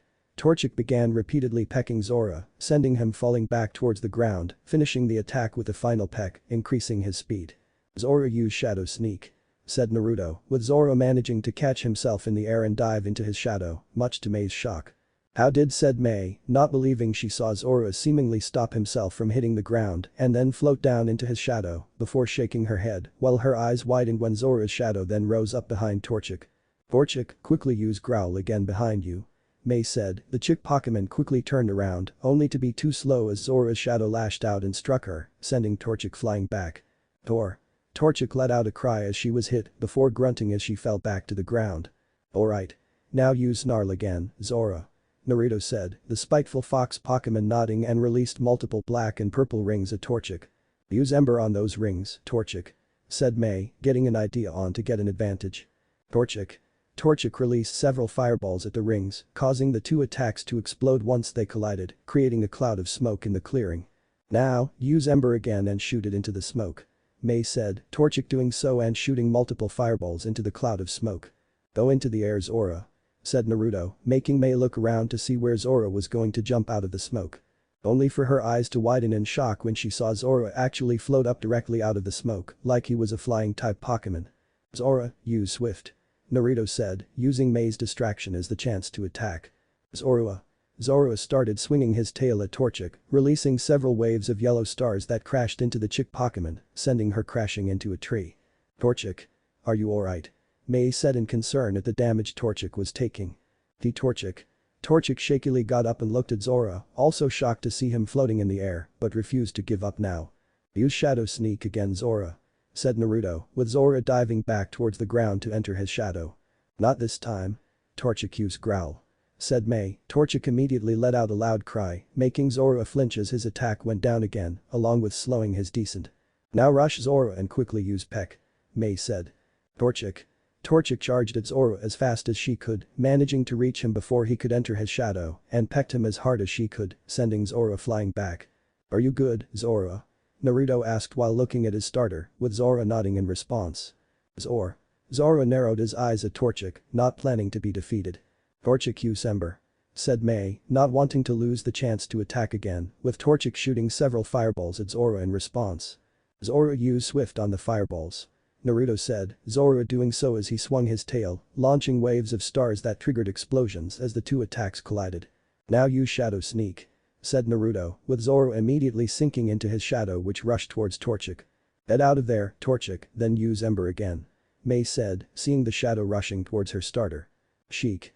Torchic jumped out of the way, avoiding Zora's shadow as it sped towards her, before shooting more fireballs at it. Only for Zora to prove faster as it moved across the ground, avoiding the fireballs, until he was close enough to Torchic. Zora's shadow rose up and struck Torchic repeatedly, knocking her back where she crashed into the ground. Okay, now finish it with bitter malice, said Naruto, with Zora's eyes glowing a dark blue while black, purple, and dark blue energy began emitting off his body. Zora then lifted his front paws up as the energy then began swirling on the ground around him. UA. Zora immediately slammed his paws down, causing the swirling energy to expand outwards across the entire field, hitting Torchic before she could dodge, with the energy then engulfing the chick Pokémon. Torchic let out a cry as the attack hit her, inflicting a large amount of damage, as well as leaving behind a malice-filled chill through her body. Torchic, May said in worry and concern for her starter, with the energy soon fading, while Torchic fell to the ground with swirls in her eyes. Torchic twitched slightly while May ran over and picked her up. Torchic, are you alright? Said May, worried at Torchic being hit by an attack like that, with Torchic looking at her trainer sadly. Torchic looked down, disappointed at having lost the battle along with how one-sided it was. Hey, don't be like that, you did amazing, May said, smiling comfortingly at the fire-type Pokémon, before looking at Naruto when he walked over. May, I'm really sorry about that last attack. Zora is just a lot stronger than a regular starter and we're still working on him learning to hold back, Naruto said while giving Zora a look, knowing the spiteful fox Pokémon hit Torchic that hard on purpose. Zora merely looked away, though did feel some slight guilt at hurting Torchic that much, but not much since that's his nature, being spiteful and malicious to other Pokémon and humans. It's fine, Naruto, I guess I should have expected that Zora was a lot stronger than I initially thought, since he's not a regular starter. I'm just kind of disappointed to lose my first battle, even if it was just a practice battle, said May looking down, sad and disappointed she and Torchic lost their first battle. Only to let out a yelp when Naruto flicked her lightly on the forehead, looking up to see him smiling at her. Don't let it get to you, May. After all, you're still a new trainer and learning the basics of everything. No one's expecting you to suddenly be an expert in battling other trainers and Pokémon. Maybe you won't win every battle, but you won't lose every battle either, what matters is that you keep trying and keep getting better with each one. Anytime you lose, use it as an opportunity to learn from your losses, as well as improve yourself and your Pokémon. Even when you win a battle, you can still use it as a chance to keep growing stronger, to be better than you were before. So, don't let one loss get you down, just see it as an obstacle to overcome. Naruto said, smiling at May and Torchic, who both looked at him in surprise. And besides, you both did really great for your first battle. If it had been against a regular starter Pokémon, I bet you both would have at least ended in a tie, if not been able to win. Added Naruto, seeing that they were already a really good team and would only get better, with his words helping cheer May up. Yeah. We'll keep training and getting even stronger. Right, Torchic? May said, smiling at her starter, who nodded in agreement with her trainer. Torchic felt better despite the loss, along with her determination growing to get even better for the next battle. And thanks Naruto, that really helped. And despite losing, once I started getting a good flow with Torchic and getting some hits in, the battle started becoming really fun and exciting. Said May, having started enjoying the battle once she and Torchic started getting into the swing of things. All while wondering if that's how her father felt whenever he got a new challenger, or why her brother was so eager for the chance to become a trainer himself. I'm glad you enjoyed it, battles can be really fun and shows the bonds and trust that a trainer has with their Pokémon. Replied Naruto, happy that May had fun during their battle. Yeah, though what would you say to a rematch? May asked, wondering if he'd want to have another battle. Sure, I don't mind having a rematch, but how about having one after our Pokémon are fully healed, both from battling and training? Naruto with a smile, which May returned and nodded in agreement, eager for the chance to have a rematch. Later. Naruto and May had returned to their campsite after their battle, having seen how late it had gotten during their training and battle. The two had gotten started on making dinner, with the whiskered trainer also making some Pokémon food for Zorua and Torchic. With it not being long before the food was finished and they all began eating, though May couldn't help but glance at Naruto and Zorua a few times. Still remembering their battle and everything Zorua was capable of doing.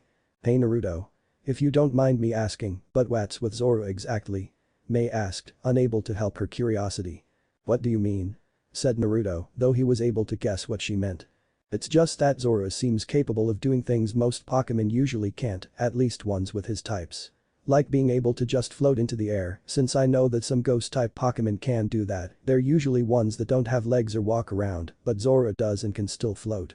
And during our battle, I don't want to sound mean, but it seemed like Zorua was enjoying attacking Torchic just a little too much, no offense or anything. He just seems like a really strange Pokémon. Said May, making the Uzumaki frown at her words, but also knew she wasn't wrong either. Looking at Zorua, Naruto silently asked his starter if it'd be fine to tell May and Torchic about what happened to him. Zorua. Zorua merely shrugged reluctantly, as well he didn't like remembering what happened, he figured it'd come out sooner or later if his trainer intended to continue traveling with May. The reason why Zorua is able to float around and why he's aggressive to other Pokémon, it's because he's not just part ghost type. Zorua is an actual ghost Pokémon that died. Revealed Naruto, with May and Torchic freezing in shock at this. What? Zora's a literal ghost. May said in shock and disbelief, having never heard of an actual ghost Pokémon. Yeah, I was shocked too when I learned. This isn't how other Zorua normally look, they're known as Hisuian Zorua due to first being seen in the Hisuian region. The ancient name of the Sinnoh region before it was changed.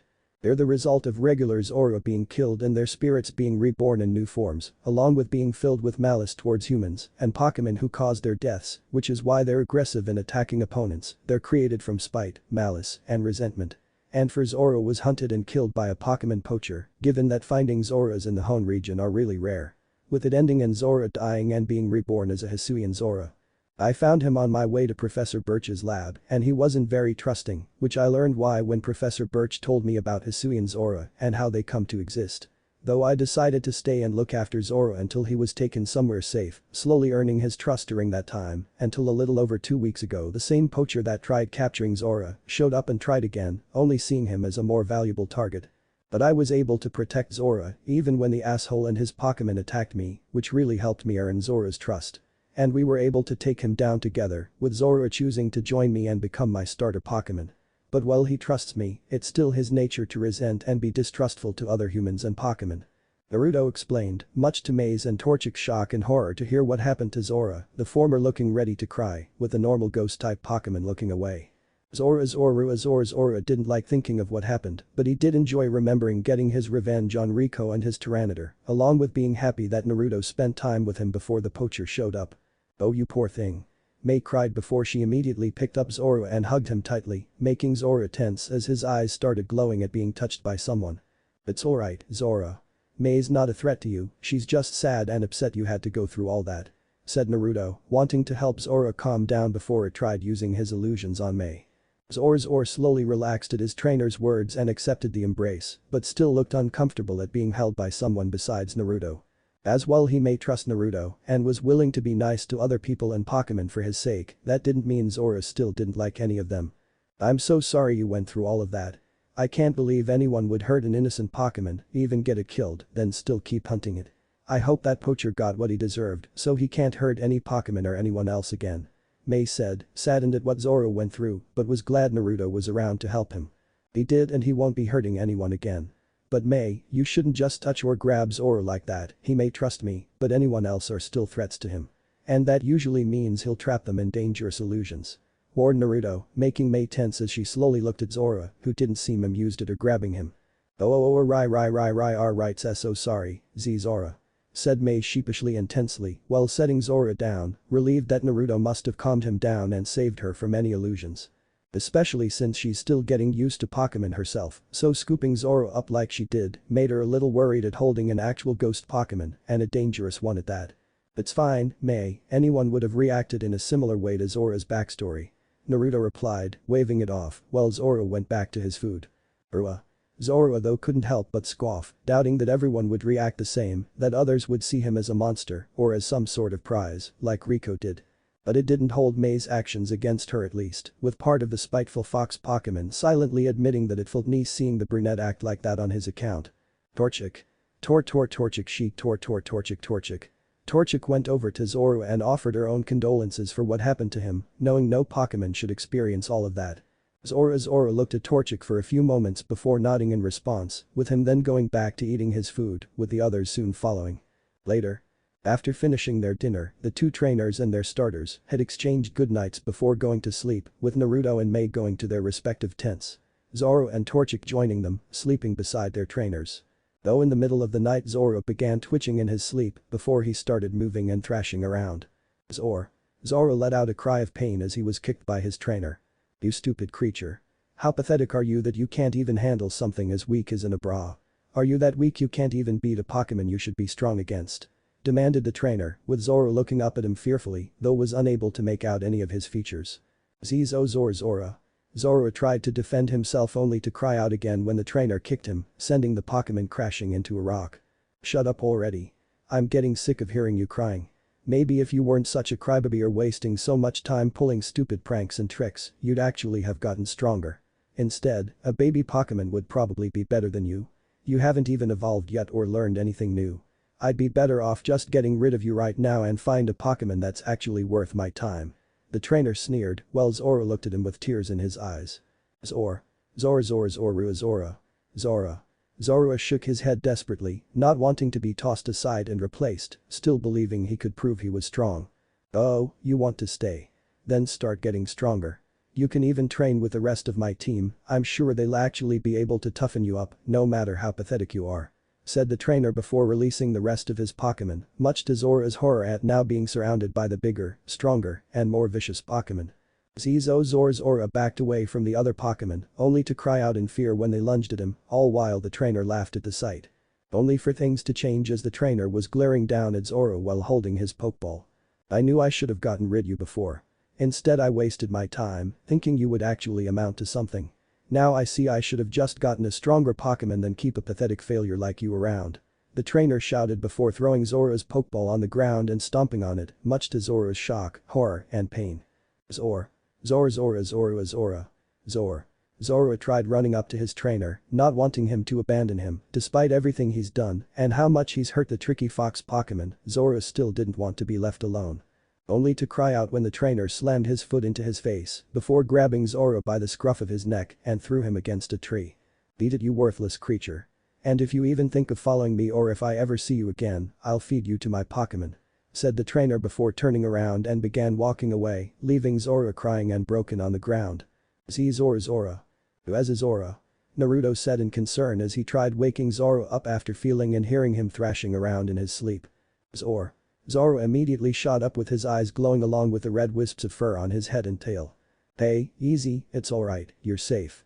There's nothing to be scared of," said Naruto softly while petting Zorua, the spiteful fox Pokémon slowly calming down before tensing when May and Torchic peeked into the tent. "Is everything alright?" questioned May in concern, having heard Zorua cry out and quickly went to see if everything was alright. "I think Zorua was having a nightmare," Naruto replied, looking at his starter in worry, with May doing the same. "Boss, was it about the poacher?" May asked hesitantly, the Uzumaki looking at Zorua to see if it had been about Rico, only for Zorua to not show any reaction but was still shaken from the nightmare. Which only made him more concerned, now wondering if there's more to what happened to Zorua before he encountered Rico, if he'd been hurt before. Though Naruto didn't say anything, not wanting to bring up even more bad memories, instead merely continued petting Zorua to help calm him down. While May watched before hesitantly entering the tent and slowly reached out to Zorua and began petting him gently. "It's okay Zorua, we're not gonna hurt you, nor will we let anything bad happen to you, either," said May, with Zorua stiffening at her touching him, but relaxed slightly. "She's right. You're safe and no one's ever going to hurt you again, I promise. We're partners and we look out for each other," added Naruto, while mentally swearing that if Zorua had been hurt by someone other than Rico, he'll make them pay. Torchic walked over to Zorua and sat beside the spiteful fox Pokémon as well to help him. Zorua slowly began relaxing and calming down, still feeling shaken by the nightmare. It wasn't long before Zorua calmed down, with Naruto and May trading a look before the Uzumaki stood up while carrying Zorua and his sleeping bag. All of them exiting the tent, with May grabbing her sleeping bag from her tent as well. Before they laid them outside, with Zorua and Torchic beside them. Both trainers figuring this would be easier in case Zorua had another nightmare and needed them. With it not being long until all of them fell back asleep. Time skip one day. The next day, after waking up Naruto and May prepared breakfast for themselves and for their Pokémon. With them and Torchic occasionally looking at Zorua in concern, while Zorua merely remained quiet, not wanting to think of the nightmare he had. Once they'd finished breakfast and got some light training done before they packed up their camp, the two had continued on their way to Oldale town. Though rather than return their Pokémon to their Pokeballs, they left them out, with May carrying Torchic around, while Zorua rode on Naruto's shoulder. Something the whiskered trainer didn't mind if it helped Zorua feel better. With it thankfully not being long before they reached Oldale town, leading to Zorua hiding within Naruto's shadow, not wanting to be around so many humans and Pokémon. Though they couldn't help but notice the downcast, somber, and devastated expressions on some people they passed by. Did something happen? May asked in concern, wondering if something happened here. "I don't know, let's get to the Pokémon Center to see what's going on," replied Naruto, also worried that something happened before they began walking faster towards the Pokémon Center. The two soon reaching the Pokémon Center and went inside, only to find the somber atmosphere seemed to have grown even stronger inside, worrying them even more. With them going up to the counter, where they saw Nurse Joy and her Chansey. Chansey is a pink ovoid Pokémon with stubby arms and dark pink feet. It has tiny eyes and 3 hair-like growths on each side of its head. The tufts of hair have dark pink tips. On the center of its belly is a dark pink pouch that contains a single white egg. Finally, it has a short tail along with it wearing a nurse's cap. "Hello there. Is there anything you need help with?" said Nurse Joy once they went up to the counter, the two noticing her smile didn't really reach her eyes, nor did she sound very cheerful. Hi Nurse Joy. We were hoping to have our Pokémon looked after and healed. But did something happen here?" Naruto asked, looking at everyone inside the Pokémon Center, seeing some trainers that all looked saddened and devastated by something, with Nurse Joy's expression dropping. "I am afraid so. Just last night the Pokémon Center had been attacked by a mysterious group of people. They cut the power and locked me within the storage room in the back. I tried begging them to turn the power back on, as there were still Pokémon in recovery, but that they didn't listen. And by the time I was able to get out and turn the power back on, some of the Pokémon didn't make it," Nurse Joy said sadly while wiping her eyes of any tears, while Naruto and May were shocked, horrified, and saddened at this. I'm so sorry that happened, I can't believe there would be people who do that," said May, saddened to hear people would attack a Pokémon Center and turn off the power, even with Pokémon recovering inside. "Thank you. It hurts to lose innocent Pokémon, but at least I was able to save those that I could, as well as alerting the other Pokémon centers across Hoenn to make sure to have backup generators and power setup to ensure what happened here doesn't happen anywhere else. As well as alerting the officer Jennies to be on the look for the people responsible," Nurse Joy replied before taking a few deep breaths. "Now, you said you wanted your Pokémon healed. Please hand them over and I'll get started," said Nurse Joy with a small smile, with Naruto and May nodding, the latter placing Torchic on the counter along with her Pokeball. Zorua, come out. Naruto said, looking at his shadow as Zorua reluctantly came out of it, surprising Nurse Joy at his sudden appearance. Zorua looked around warily, not liking the idea of being around so many people and Pokémon, before Naruto picked him up. Zorua, this is Nurse Joy and her Chansey, they're responsible for looking after and healing Pokémon. They aren't going to hurt you or do anything you don't like, the only thing they want to do is help. It'll be quick and easy, they'll be done before you even know it, alright. So you don't have to be afraid or suspicious of them. Said Naruto, wanting to make sure Zorua didn't do anything and behaved himself. Zorua turned to Nurse Joy and Chansey, really not liking the idea of being left with them, but also didn't want to upset his trainer by putting them under any illusions or attacking them. Sorry about that, Zorua is just not really trusting of other people and Pokémon.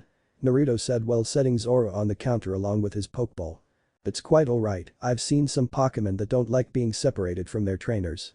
I'll make sure your Pokémon are completely safe and healed. Replied Nurse Joy before picking up Zorua and Torchic, placing them on a cart with their Pokeballs. Naruto and May then went over to get some lunch, though neither of them were really hungry, not after what they learned happened here. Not to mention with Zorua's past as well, leaving the two without much of an appetite. Do you want to just get some supplies and then head out?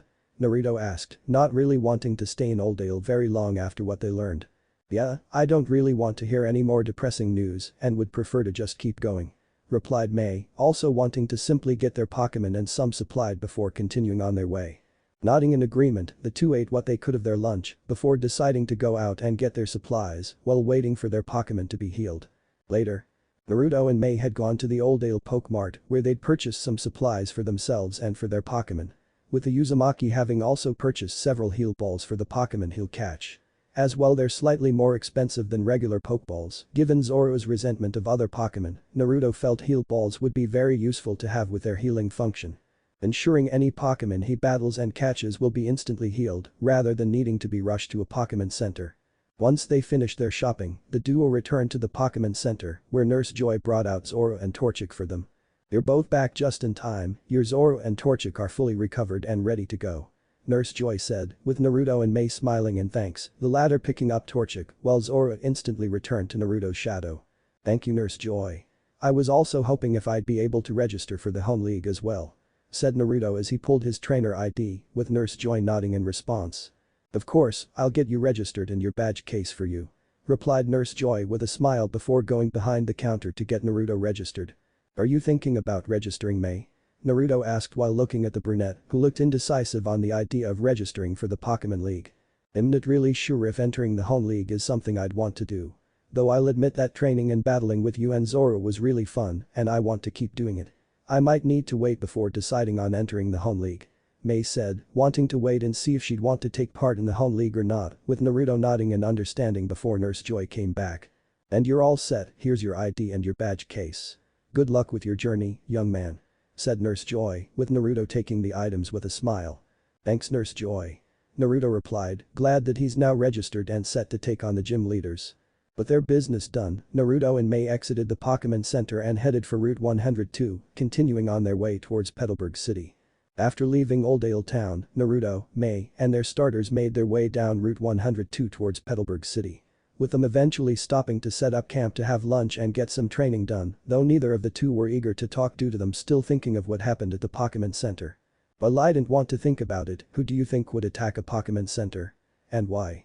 May asked, looking at Naruto while they were eating lunch, unable to help but think of why anyone would attack a Pokémon Center like that. Though the most obvious answer is to steal the Pokémon being kept there, but that clearly wasn't the goal of this group. Which only made it more concerning at what they could have considered important enough to disregard the lives of innocent Pokémon and people. Who knows why they'd do something like that? It clearly wasn't to steal the Pokémon, meaning they were after the something else. The best guess I have is that someone staying at the Pokémon Center had something these people wanted or knew something they wanted to know. Whatever the reason or why, it's no excuse for what they did nor what they probably will do. Replied Naruto, with the brunette nodding in agreement, hoping someone will be able to find and stop that group. So are you going to try challenging the Petalburg gym leader once we get there? Questioned May, knowing if Naruto planned to challenge the Petalburg gym, he'll also find out that he's her father, which she hoped to hold off that for a while. I don't think so, since I still want to train with Zorua some more and catch more Pokémon before I challenge the gym leader. Naruto said, knowing he wouldn't be able to beat a gym leader with just Zorua, especially this early into his journey. That's good, I've heard the Petalburg gym leader is also really strong too, so it would be a good idea to train and prepare before challenging him. May said, glad that she didn't have to tell him her father was too soon. The two soon finished their lunch, with Zorua and Torchic finishing theirs as well, before they began packing up their campsite to continue on their way. Hey May, you came down this route on your way to Little Root Town, right? Did you see any Pokémon on the way? Naruto asked, curious to know what Pokémon were located on Route 102, while May thought about her trip to Little Root Town and any Pokémon she saw. I saw a couple on my way. But I didn't really recognize any of them, except for Pokémon for obvious reasons, so I wouldn't be able to tell you their names. Sorry. May said sheepishly, with her tone gaining a hint of annoyance at the mentioning of Pokémon, still somewhat sore about what happened when she first met up with Professor Birch on her way to his lab. It's fine. You could just describe what they looked like and I'll see if I can figure out which ones they are. Said Naruto, with the brunette nodding in response. Okay. One of them I saw looked like a really big acorn with eyes and feet, another that looked like a red worm with a horn on its forehead, as well as a few with brown and tan colored zigzagging fur. May said as she remembered the Pokémon she saw and what they looked like. The one that looks like an acorn is called Seeded, the worm one is Wurmple, and the last one I'm sure are Zigzagoon. Naruto said, having learned about those Pokémon and seen them a few times in Fortree City, as well as the routes nearby it. You really know a lot about Pokémon, don't you? May stated with a small smile, with Naruto shrugging. Just the ones I've seen before or have heard about. I didn't even know what starters new trainers in Hone could get from Professor Birch. Said Naruto, with May nodding at this, before she began thinking again. Oh, I did see one other Pokémon, too. Though I didn't really get a good look at it since it kind of seemed like it was hiding behind a tree, so I couldn't get a good look at it. I do remember it looked really small and had like a helmet with a horn on it. Said May, trying to remember the last Pokémon she saw but wasn't able to get a good look at it while the Uzumaki tried thinking of any Pokémon that it could be. Ralts. Though Naruto and May were both pulled from their thoughts at hearing a Pokémon, making them look around for where the sound came from. Only to see the Pokémon come walking out of the bushes ahead of them. It was a humanoid Pokémon with a light purple body. It has thin arms and legs that widen toward the feet. There is a wispy extension trailing off the back of its feet, creating the overall impression of a nightgown or oversized dress. Most of its face is covered by blue hair that resembles a bowl cut, but a pair of orangish red eyes could be seen a little as it looked around. And there are two flat orange horns on top of its head. A large one toward the front and a smaller one at the back. That's it. That's the Pokémon I saw. Ah, it's so cute too. May said, cooing at the cute Pokémon, while Naruto looked at it in amazement. Whoa. That's a Ralts. Said Naruto as he began smiling at the sight of the Ralts, which also got the Pokémon's attention. Ralts. Ralts looked towards the two trainers, backing away slightly at the sight of them. Ralts? Asked May while looking at Naruto, the whiskered trainer nodding in response. Yeah, well it may not look powerful, but it can grow to be a really strong Pokémon. Along with being pretty rare. Naruto said, pulling out his Pokédex and scanning Ralts, with May doing the same. Ralts, the feeling Pokémon. Ralts is the pre-evolved form of Kirlia. It can use the horns on its head to read human emotions. Ralts rarely shows itself to humans, but may occasionally approach when it senses positive or happy feelings. Wow, it can sense emotions. Said May, amazed a Pokémon could sense a person's emotions like that. Yeah. It can evolve into two really powerful Pokémon, Gardevoir and Gallade. Ralts is a Pokémon I've wanted to catch since hearing about it and now I've got my chance. Naruto said, happy and eager at the chance to catch a Ralts. Wait, why does Ralts look different compared to the one on the Pokédex? May asked seeing that Ralts had a different color scheme than what was shown on the Pokédex. That must mean it's a shiny Ralts. Making it even better and stronger. Said Naruto in excitement that not only will he get the chance to catch a Ralts, but it'll also be a shiny one as well. Okay, let's go Zorua. Said Naruto, with Zorua jumping off of Naruto's shoulder and landed in front of Ralts. Zorua narrowed his eyes at the feeling Pokémon, with Ralts stumbling back at the sight of Zorua. Ralts. Ralts looked at Zorua nervously, feeling the dark malicious emotions coming off of the normal ghost-type Pokémon. Zorua, use Snarl. Naruto said. Zorua. Zorua let out a loud cry and several black and purple rings at Ralts, with Ralts letting out a shrieking cry of its own and a beam of purple hearts. But the two attacks colliding against each other, creating an explosion and cloud of smoke, which soon cleared only to reveal multiple Ralts in place of just one. It must have used double team. Thought Naruto, looking at them all and trying to figure out which was the real one, with Zorua doing the same and trying to find the real Ralts. Though suddenly, all the Ralts looked at Zorua while their eyes glowed a light blue beneath their hair as it surrounded Zorua, throwing him back towards a nearby tree. "Quick Zorua, right yourself in the air, now," said Naruto, the spiteful fox Pokémon managing to do so once Ralts released its psychic grip on him and began floating in the air, surprising the Ralts at the sight. "Now spin around and use Swift," Naruto said, knowing if they can't find the real Ralts, they can take out all of its copies until only the real one was left. Zorua. Zorua quickly began spinning in the air, releasing several waves of yellow stars at all the Ralts, causing them to quickly try running to dodge the attack.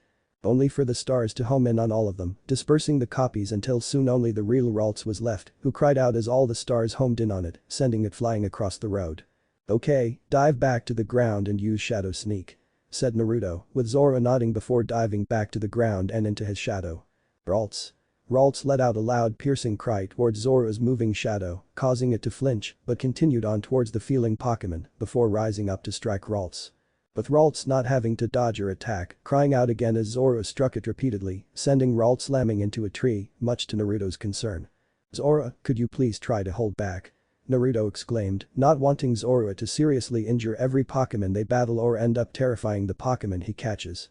Zorua rolled his eyes, only for them to widen when he suddenly found himself glowing light blue and lifted into the air. Before seeing that Ralts had managed to get back up with its eyes glowing light blue and holding its arms up in the air. Ralts.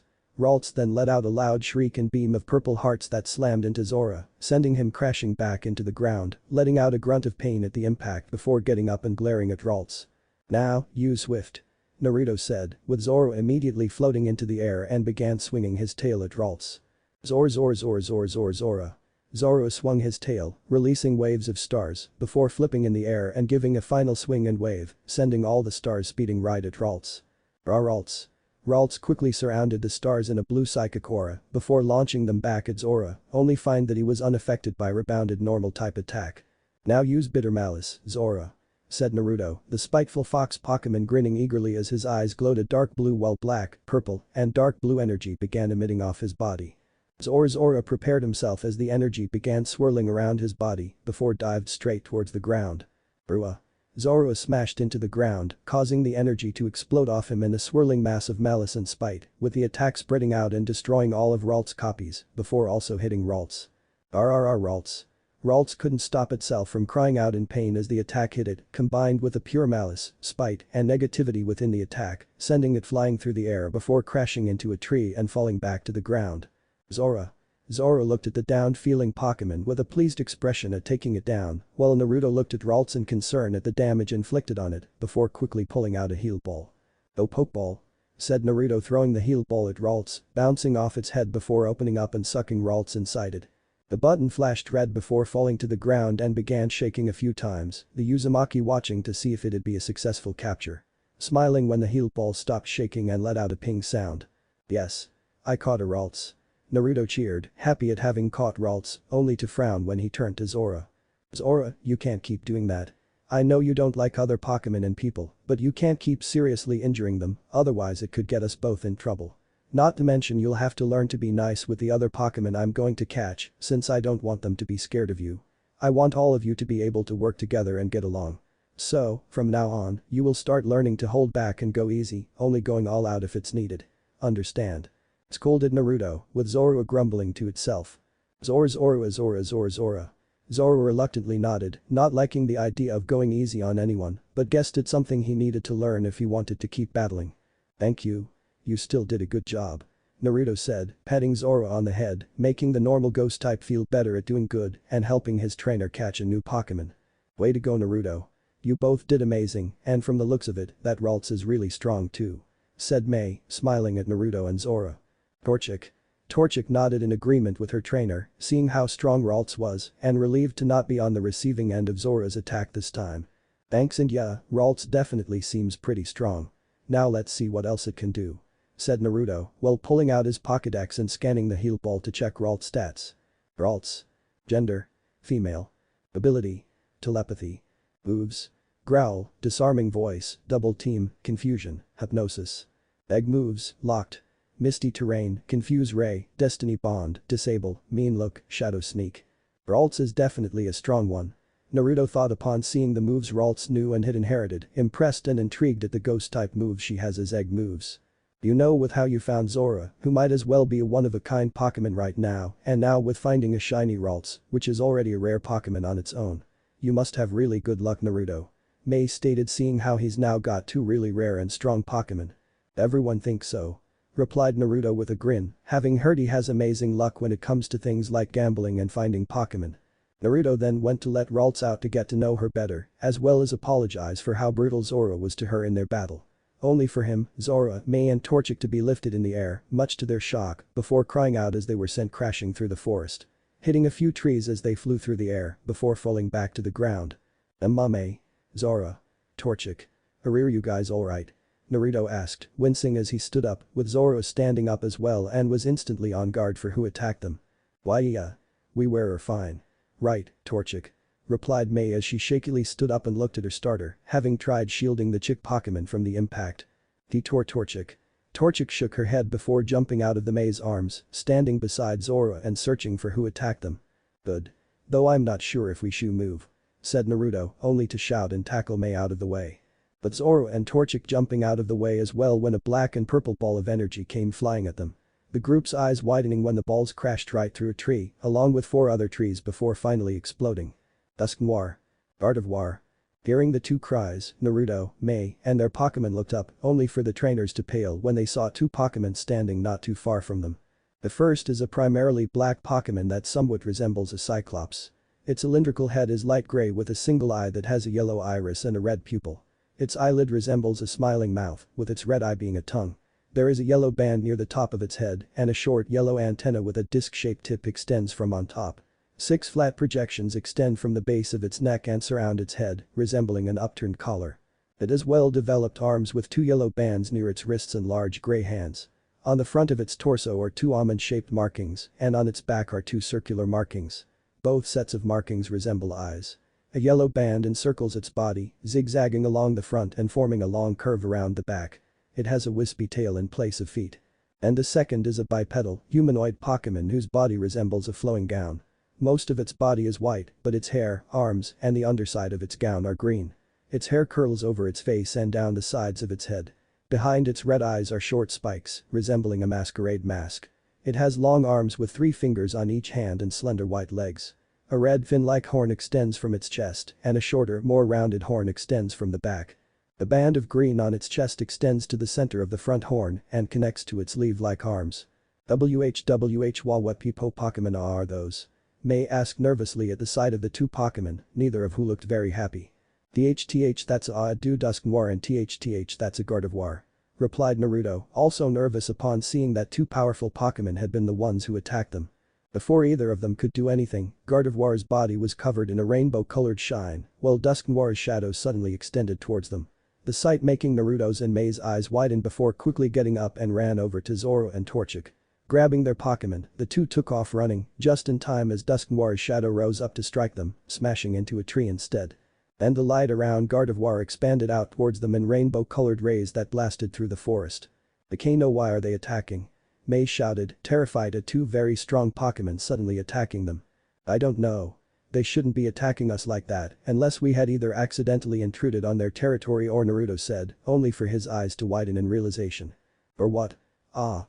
Said May, only to yelp and duck when Gardevoir fired a multicolored beam at them, with Naruto moving out of the way. I think Ralts might have been their daughter. Naruto exclaimed, realizing why they were attacking. What? May yelled in disbelief. They're attacking because Ralts is their daughter. Which would explain why Ralts has so many ghost-type egg moves. They saw me catch their daughter, right after you kept brutally hurting her. Naruto said, directing the latter part at Zorua in annoyance. Dusk Noir. Dusk Noir put its hands together and formed a small black ball of energy, before it then separated its hands and fired a beam of black and purple rings of energy at the trainers. Naruto and May were barely able to move out of the way of the attack, only to be thrown forward when it exploded after hitting the ground. Only to be shocked when light blue lightning bolt suddenly came crashing down from the sky above them. With the Uzumaki grabbing May's hand and pulling her out of the way, just as the lightning bolts crashed down where they once were. That was a future side attack. Naruto exclaimed in shock at the power behind the attack, before looking at Zorua in annoyance. See? This is why we don't be unnecessarily brutal to other Pokémon. Because sometimes those Pokémon will have pissed off parents coming after us. Naruto said, with Zorua rapidly shaking his head. Zorua. Zorua desperately tried defending himself, having no idea that this would happen or that Ralt's parents would actually see their battle, let alone that they'd be this powerful. Oh, don't even think about trying to get out this, Zorua. If we survive this, you better start being nicer to other Pokémon," said May, narrowing her eyes at the spiteful fox Pokémon, also annoyed and scared at what's happening. Torchic. Sheik Torchic. Torchic nodded in agreement with her trainer, swearing if they survived, then she's going to peck Zorua mercilessly for this. Though suddenly they saw a light blue mist appear around them, making Naruto and May risk looking back to see Gardevoir was releasing a large amount of blue mist from its body. "What kind of attack is this?" May asked nervously, as it was starting to get difficult to see through the mist. "Who cares, just keep running," said Naruto, only for his eyes to widen when he saw Dusknoir preparing another attack. Noir. Dusknoir immediately fired a black beam of energy with a pink outline right at the group, with a whiskered trainer pulling May out of the way as the beam hit the ground.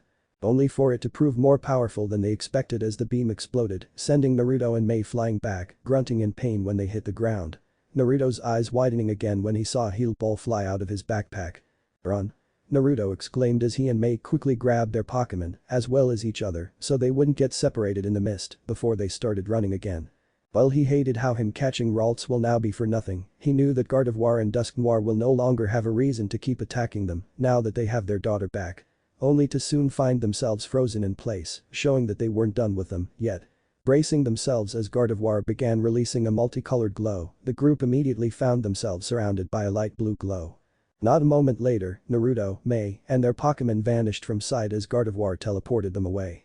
Seeing the humans were now gone, the mist vanished, revealing the heal ball Naruto had dropped, with Dusknoir and Gardevoir going over to it. Recognizing it as the ball the human had trapped their daughter inside, the heal ball rose up into the air in front of them. With Gardevoir not hesitating to smash it into pieces to release Ralts from it. Only for the two Pokémon to be shocked when Ralts didn't appear, showing the heal ball was empty. Which only worried and angered them, as it meant that Ralts was still with the humans. With Naruto, May, Zorua, and Torchic. Meanwhile, Naruto and May cried out as they appeared in the air, grunting in pain when they hit the ground, relieved the fall hadn't been that far. "But at least we're still alive," May muttered, relieved they were still alive and away from Gardevoir and Dusknoir. Dita Torchic. Torchic rolled onto the ground, feeling relieved as well, and now wanting a chance to rest from nearly being blown up. "I think that Gardevoir must have teleported us away, somewhere," said Naruto, grunting at how sore he felt. Though when Naruto's and May's vision began focusing, the two blushed brightly at seeing the position they landed in. With the brunette having landed on top of the Uzumaki and was now straddling him, much to their embarrassment. "So sorry. Didn't eat," May said as she tried getting off of Naruto, only to stumble forward due to still feeling dizzy, causing Naruto to try and steady her. Only to end up accidentally grabbing May's butt as he felt her breasts pressed against chest, much to their growing embarrassment. "Sorry," said Naruto while quickly moving his hands, while May simply rolled off of him. It's fine," stuttered May as they just laid next to each other and looking anywhere but at each other. "Somewhere teleported. Teleported where?" questioned May in worry, as well as being desperate to change the subject, given that means they could be practically anywhere in the world.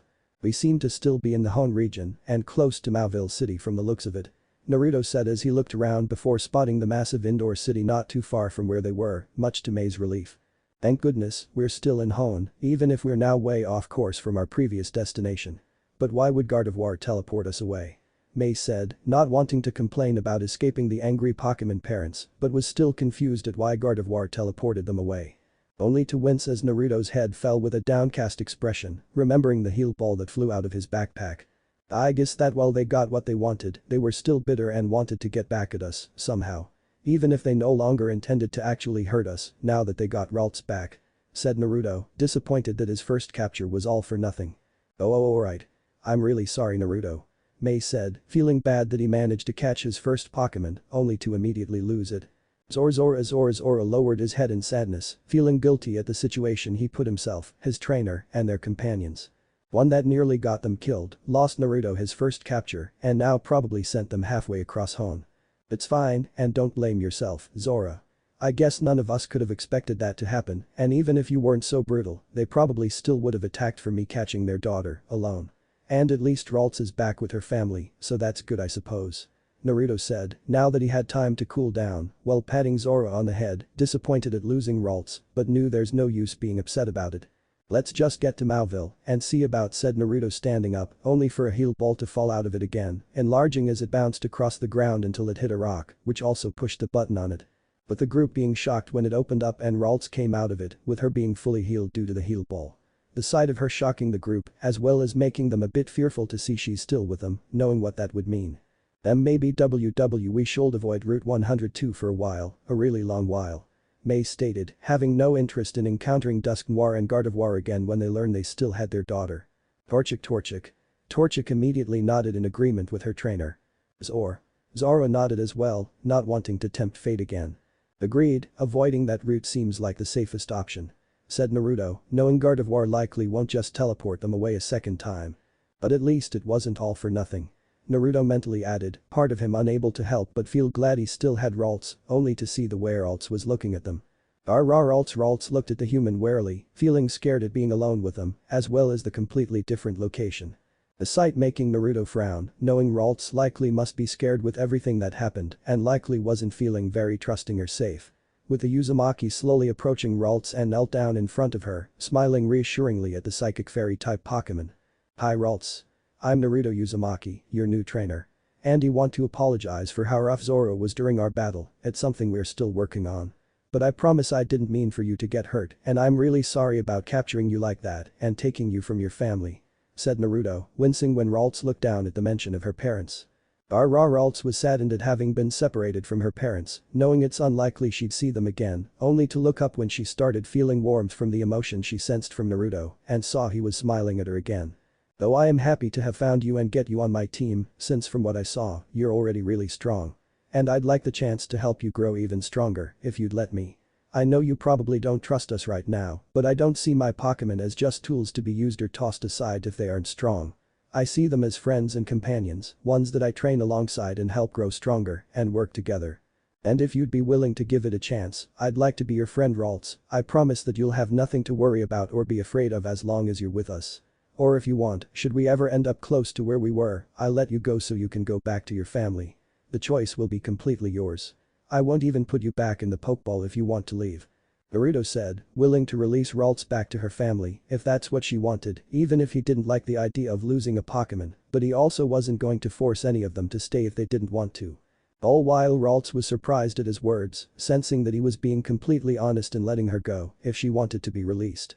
As well as how he wanted to be her friend rather than just use her for battling. Ralts. Ralts slowly approached Naruto and leaned into him, surprising the whiskered trainer before he smiled and hugged Ralts. Does that mean you want to stay? Questioned Naruto, with Ralts nodding with a small smile, feeling the warm emotions coming from her new trainer, making her feel warm as well. With May smiling at the sight, seeing how much Naruto cared about his Pokémon, even ones he just caught. Zorua looked at his trainer and Ralts before approaching them, getting the feeling Pokémon's attention, causing Ralts to stiffen in fear at the sight of Zorua.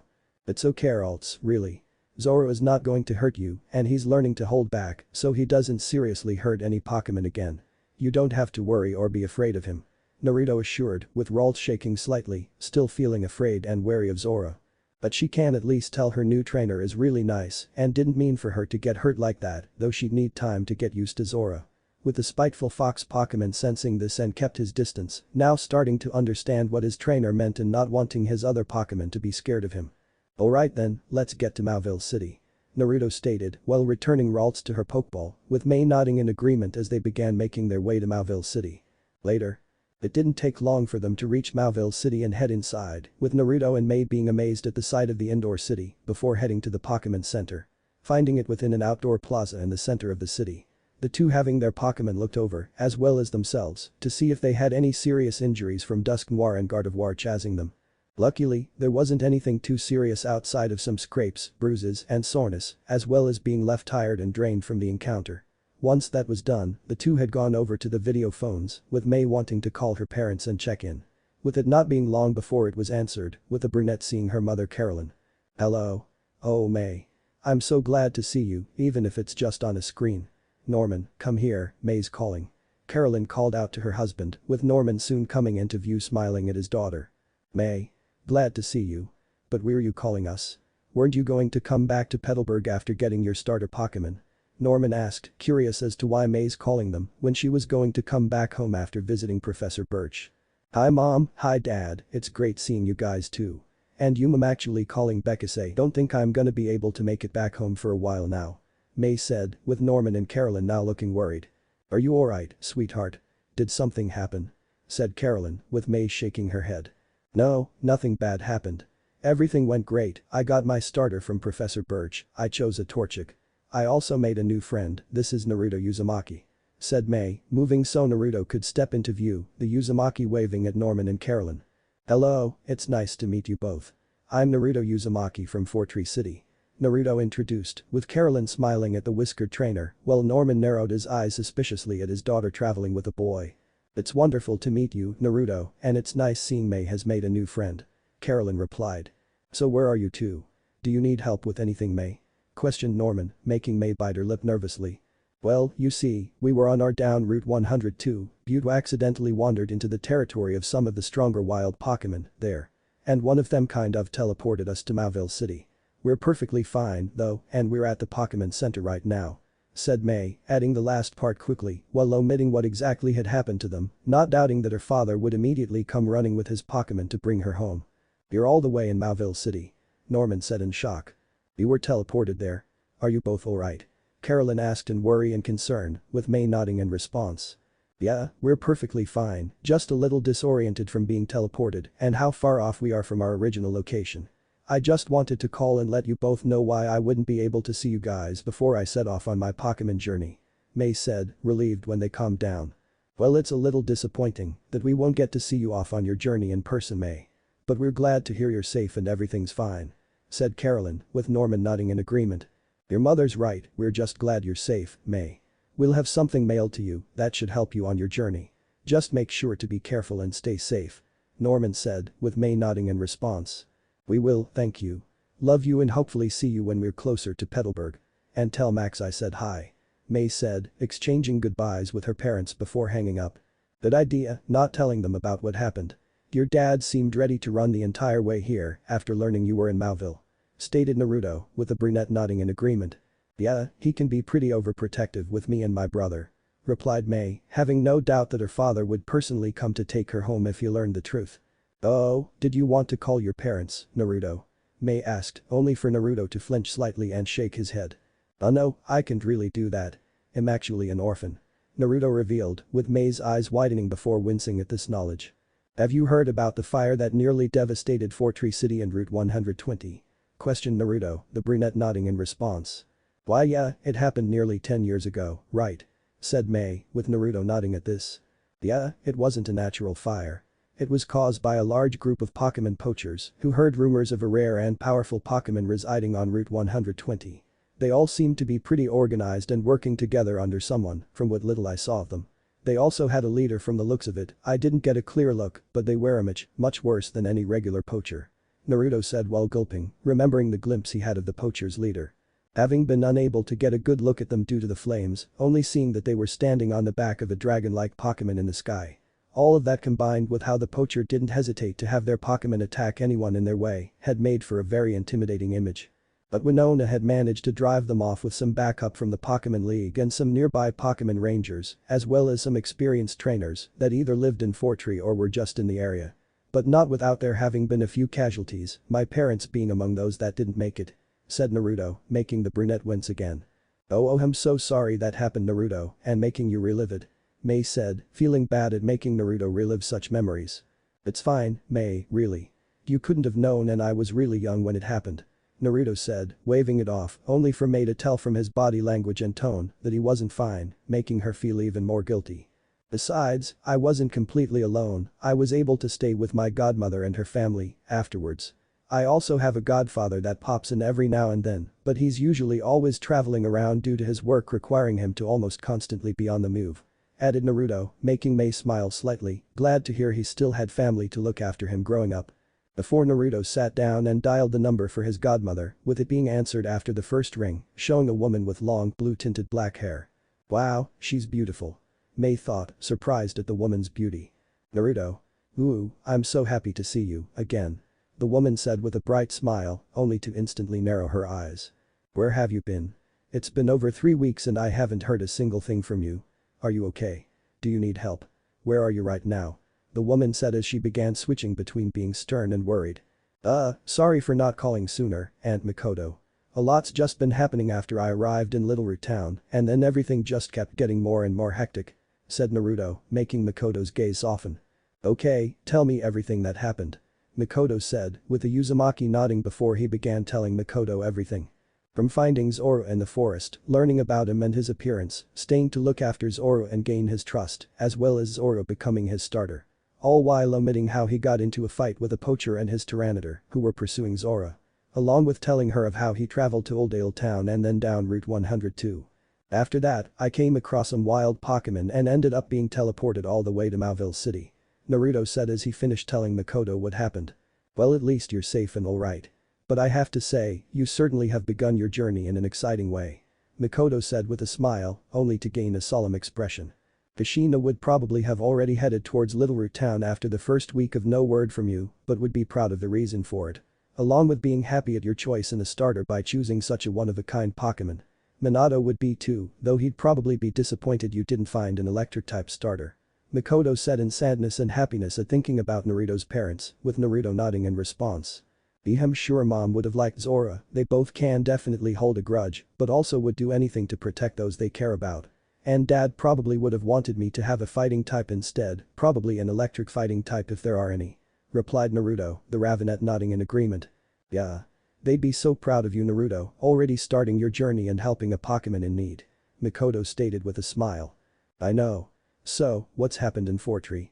Anything interesting going on?" Naruto asked, wondering if anything's happened since he left. "Nothing much, everything's been pretty peaceful.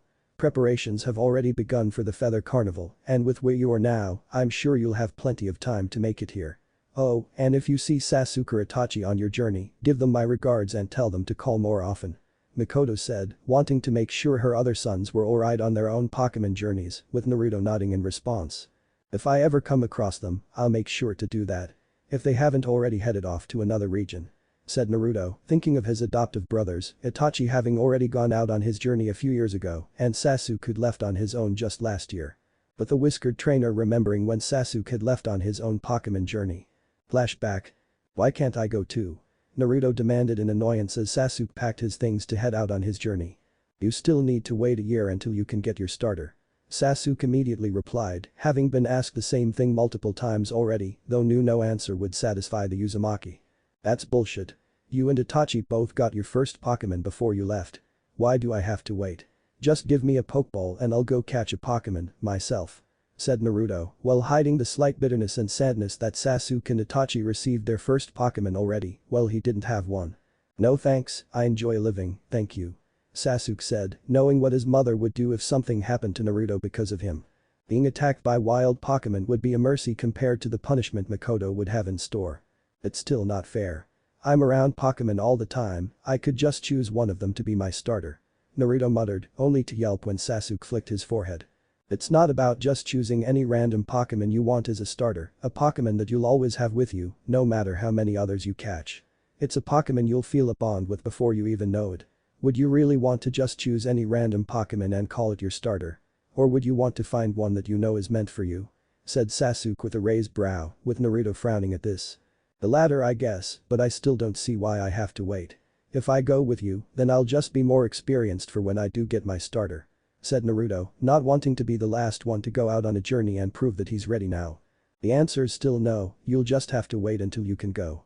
Besides, at least this way I'll have something to look forward to when you're actually a trainer, rather than dealing with a bunch of losers that think they could beat me," Sasuke said, making the Uzumaki smirk. "Does that mean you're admitting I'll be a better trainer than you?" Naruto said, only to be flicked again. "As if. But I suppose you'll make for a decent challenge, even if you'd still lose, it'll make for a nice workout for my team. As long as you don't fall behind more than you already are," said Sasuke with a smirk as Naruto sticking his tongue out at him in response. Then flashback. "And who is this, Naruto?" Mikoto asked, pulling Naruto from his thoughts, looking to see his godmother had spotted May. "Oh, Aunt Mikoto, this is May from Petalburg City. She's another new trainer I met at Professor Birch's lab and we decided to travel together.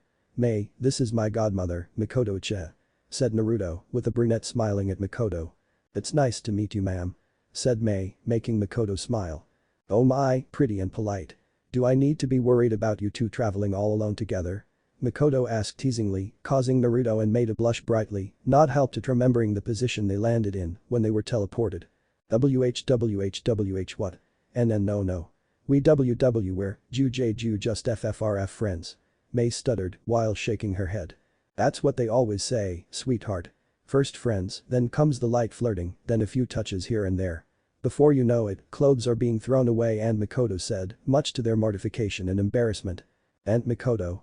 Naruto exclaimed, not wanting her to say anything else, with the Ravenet looking at them innocently. What? I thought you'd want to make sure you knew what to do when you're both ready. Or is it you want to learn firsthand? That's fine too, just don't be too shy and don't be afraid to take charge, May.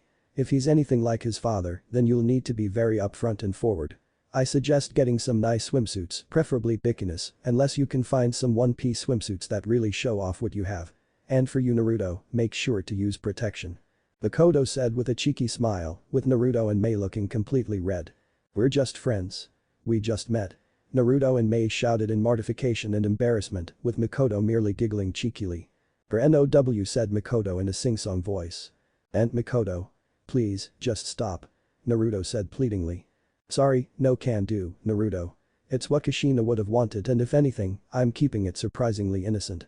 If she was here, you both would already be locked in a bedroom together. And besides, I already teased Sasuke about Sakura and Itachi about Izumi. Did you really think you were safe?" Mikoto stated with a smile. "WWWWW where really, JJJJ just, FFRFRFR fry friends, MMMM. May stuttered, while mentally thankful Naruto's mother wasn't around, all while mentally apologizing to Naruto for that thought if she'd actually locked them in a room together. Unaware that Naruto was having similar thoughts, in complete embarrassment and mortification. "Please, call me Mikoto, May. Or Auntie, since you're practically family already," Mikoto said teasingly. "Auntie, please," said Naruto, practically begging at this point, with the Ravenet giggling. "Okay, you're both free for the moment. But I better get all the details the next time you call," said Mikoto, with both trainers feeling relieved the teasing was over, only for the Ravenet to gain a solemn expression. "It is really good to see and hear from you, Naruto. It's just gotten really lonely now with you, Sasuke and Itachi all out on your own journeys, all of you out on your own. It's sad seeing you three growing up and taking care of yourselves, but I'm also proud of the young men you've all become," Mikoto said before smiling at the Uzumaki. "And here's some advice for both of you, no matter what happens, always do what you both think is the right thing, no matter what it may be. And Naruto, no matter what happens, know that I'll always be proud of you, Sasuke and Itachi. Even if I'm not there with you, I'll be supporting you three any way I can," added Mikoto, making Naruto and May smile and nod in response. "I know, Aunt Mikoto, and thank you. I'll make sure to do my best and become a great trainer. And I'll make sure to visit when I can," Naruto replied, with the Ravenet smiling at this. "I know you will. Take care Naruto and be safe," Mikoto said, the whiskered blonde nodding in response. "I will, you take care too, Aunt Mikoto. See you soon, hopefully in person next time," said Naruto before hanging up. "She seems really nice. But a little intense," May stated, Naruto nodding in agreement. "Yeah, she says it's because of my mom. That no one could be friends with her and not end up going a little insane," Naruto replied with a small smile, making May smile as well. The two then headed over to the counter where their Pokémon were finished being looked over and healed by Nurse Joy. "So, what are we gonna do now?" May asked, since they didn't exactly plan on appearing in Mauville City, let alone how they appeared. "I want to get some training done with Zorua and Ralts to get more in sync with them and work on Zorua holding back against opponents. After that, maybe see about what Pokémon can be found around here and about catching some more. Then I'll probably check out the Mauville gym," replied Naruto, with the brunette nodding at the plan. "Sounds like a plan and I think I'll join you. It wouldn't hurt to catch some more Pokémon, myself," said May, getting a nod from Naruto before the two exited the Pokémon Center to go find a spot to train in. 2 days have passed since Naruto's and May's unexpected arrival in Mauville City, with both trainers having spent the last couple of days familiarizing themselves with the indoor city and training their Pokémon. With the whiskered blonde having also spent time bonding more with Ralts as well as working on Zorua's aggression and malice. Now though, Naruto and Zorua were both standing outside of the Mauville City gym, having learned that the gym leader Watson specialized in electric-type Pokémon. With Naruto contemplating on whether or not he could try challenging Watson now or wait until he caught more Pokémon. which would not only give him more options to use against the gym leader, but also give him more time to work on Zorua. What do you think, Zorua? Should we try challenging Watson or wait a little longer? Naruto asked, looking at his starter, wondering what the spiteful fox Pokémon thought. Zorua. Zorua gave his equivalent of a shrug in response to his trainer. Personally feeling that they were ready to challenge a gym leader, along with Zorua wanting to prove himself against a stronger opponent. But given what happened with Dusk Noir and Gardevoir after catching Ralts, Zorua didn't want to risk getting his trainer in trouble. Something that'd likely happen if he ended up brutally hurting a gym leader's Pokémon. But the normal ghost-type Pokémon deciding to just leave it to Naruto to decide on what they'll do, figuring his trainer knew what'd be best. While Naruto sided Zorua's response before turning back to the gym, thinking on whether or not they should try challenging it. It might be best if we did wait to try challenging Watson. Especially since, from I've heard, he is supposed to be pretty strong. So even if he's limited to weaker Pokémon, there's a good chance that we wouldn't stand much of a chance against him, just yet. That's not counting if Zorua loses control and really hurts his Pokémon, or ends up trapping them in illusions, which would be really bad. Thought Naruto, knowing it'd be safer to wait until he and Zorua had more time to train together and work on the latter's malice. Only for the Uzumaki to then get an idea on how they might be able to do that. Watson is a gym leader, I'm sure he's seen a lot of different kinds of Pokémon, including ones that are pretty aggressive and don't hold back from seriously hurting opponents. Maybe he'd be able to give us some advice on Zorua's malice and helping him be more open to other Pokémon. Naruto thought, knowing if they might not be able to challenge Watson, they could still talk to him for advice. Come on Zorua, maybe we can't battle Watson, but we can still see if he could help us. Said Naruto as he headed into the Mauville gym. Zorua nodded before entering Naruto's shadow as the whiskered trainer entered the gym. Though the moment Naruto went to open the door, his eyes widened in shock and worry when the door suddenly fell off and hit ground. Oops. Naruto said, not expecting the door to just fall off like that, before looking inside the gym to see a long hallway. Hello. I'm sorry about the door, I didn't mean to break it. I was hoping to talk to Watwo. Said Naruto as he entered the gym, only to be startled when metal rails popped up on either side of the fallen door, which soon began moving across the floor. What the this is a track? Naruto said in confusion as he took a closer look at the floor, seeing that the door was moving along a set path, like a cart on tracks. Whitson is also apparently known as an inventor and helped design Mauville City when it was turned into an indoor city. I guess it'd make sense that he designed the gym to have some tricks in it. Thought Naruto while holding onto the railing when the door cart began picking up speed, hoping there wasn't anything too crazy inside the gym. With May. Meanwhile, May had gone out to get some shopping done, with Torchic walking alongside her trainer as they went to different shops. Getting supplies as well as a few things that had gotten May's attention, the brunette being especially excited to check the different clothing stores. Though as they went through the different shops, May couldn't help but think on what exactly she should do on hers and Naruto's Pokémon journey. I don't even know what I want to do. At first I only agreed to get a starter and go on a journey so I could see new places, try new foods, and check out all the different clothes I could get. But after that battle with Naruto and Zorua, I can see why trainers battle since it can be really fun, working alongside their Pokémon to win. Training together and seeing all the hard work pay off and growing closer to strengthen their bonds. May thought while smiling down at Torchic, happy at how close they've gotten since choosing the chick Pokémon as her starter, only to sigh. But I don't know if that's all I want to do, battling other trainers and challenging gym leaders to enter the Pokémon League. Well, it could be fun, I want to be sure if it's what I want to do. Thought May, not wanting to start on a goal only to end up changing her mind and do something else. Hey Torchic. What do you think we should do on our journey? Do you think we should try entering the Pokémon League, like Naruto? Just keep traveling to see new places while battling trainers along the way? Or see if there's something we'd want to do? Or do you have any ideas for what we could do? May asked, looking at her starter, making Torchic look up at her trainer. Torchic. Torchic chic Torchic Torchic tor chic Torchic. Torchic chic tor. Torchic ran around May for a few moments before stopping in front of her and jumped up and down before the fire type simply nodded at her trainer. With May being unable to help but sweat drop at the sight, not really sure what Torchic was trying to say or tell her. Bihake, I probably should have expected that. May muttered, only able to guess that Torchic didn't really have an answer either and the fact that she also couldn't understand Torchic at all. Though May's attention soon turned towards a growing crowd that was looking at several monitors mounted on a wall. What's going on over there? May thought, curious about what had gotten a crowd gathered like that. Going over to the crowd, the brunette moved through the people to see what was being shown, making sure she wasn't blocking anyone's view as she did so. only for May to be surprised when she saw an event was being broadcast of what looked like Pokémon performing on stage. Is this some kind of talent show for Pokémon? Wondered May, before watching in amazement as several different trainers and Pokémon began putting performances, one after the other.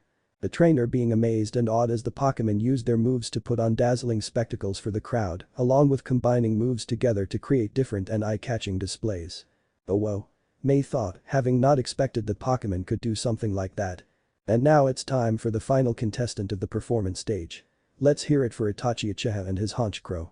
Declared the master of ceremonies, Vivian Meridian, if May heard correctly, the brunette being surprised at the name. Itachi? That's one of Naruto's adoptive brothers. May thought, further curious and intrigued to see one of Naruto's adoptive brothers. Only for May to feel her face heat up when Itachi came out onto the stage, along with hearing dozens of girls and women squealing when he did, and she could understand why.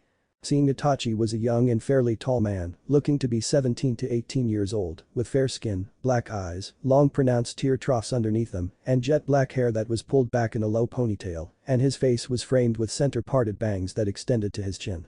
With his attire consisting of black dress shoes, black dress pants, a buttoned-up dark maroon shirt, a black suit with a single button done while the rest were undone, a black cape draped over his shoulders, and a black fedora. Along with him wearing a ring on his right ring finger with a multicolored stone inside it. May thought, not expecting for Naruto's adoptive brother to be that handsome, looking even better in his current clothing, before she quickly shook her head. What am I doing? That's Naruto's adoptive brother, and his older brother at that. And he's supposed to be in a relationship too. Thought May, reminding herself that Itachi is Naruto's adoptive brother and, from Mikoto said when Naruto called, he also has a girlfriend. With May just being grateful she didn't start squealing like several other females were doing, both in the crowd around her and in the audience. Take flight now, Honchkrow. Itachi said, throwing a pokeball and releasing his Pokémon. Honchkrow is a dark blue avian Pokémon with plumage resembling a person dressed in formal attire, one that most resembles a mob boss.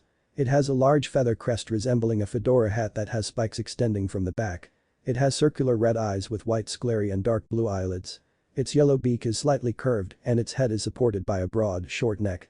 Honchkrow has a wide and prominent crest of feathers on its chest that bears resemblance to a beard or cravat. Its wings have red feathers on the inside. Honchkrow has black feet with 4 toes. The tail's base is a white cylindrical stalk on which there is a growth of red feathers on the end. Honchkrow? Huffy definitely look good together. May thought, seeing how similar Itachi's attire looked to Honchkrow's appearance. Now, let's start off with rain dance. Said Itachi, with Honchkrow flying up into the air and began flying around as if it was dancing, with dark clouds forming above the stage with rain soon starting to fall from them. Next use Thunder Wave and scatter it among the clouds. Itachi said. Honchkrow. Honchkrow immediately released rings of yellow electricity from her beak, shooting the rings up into different directions into the clouds, causing lightning to begin forming within them. Now Honchkrow's protect.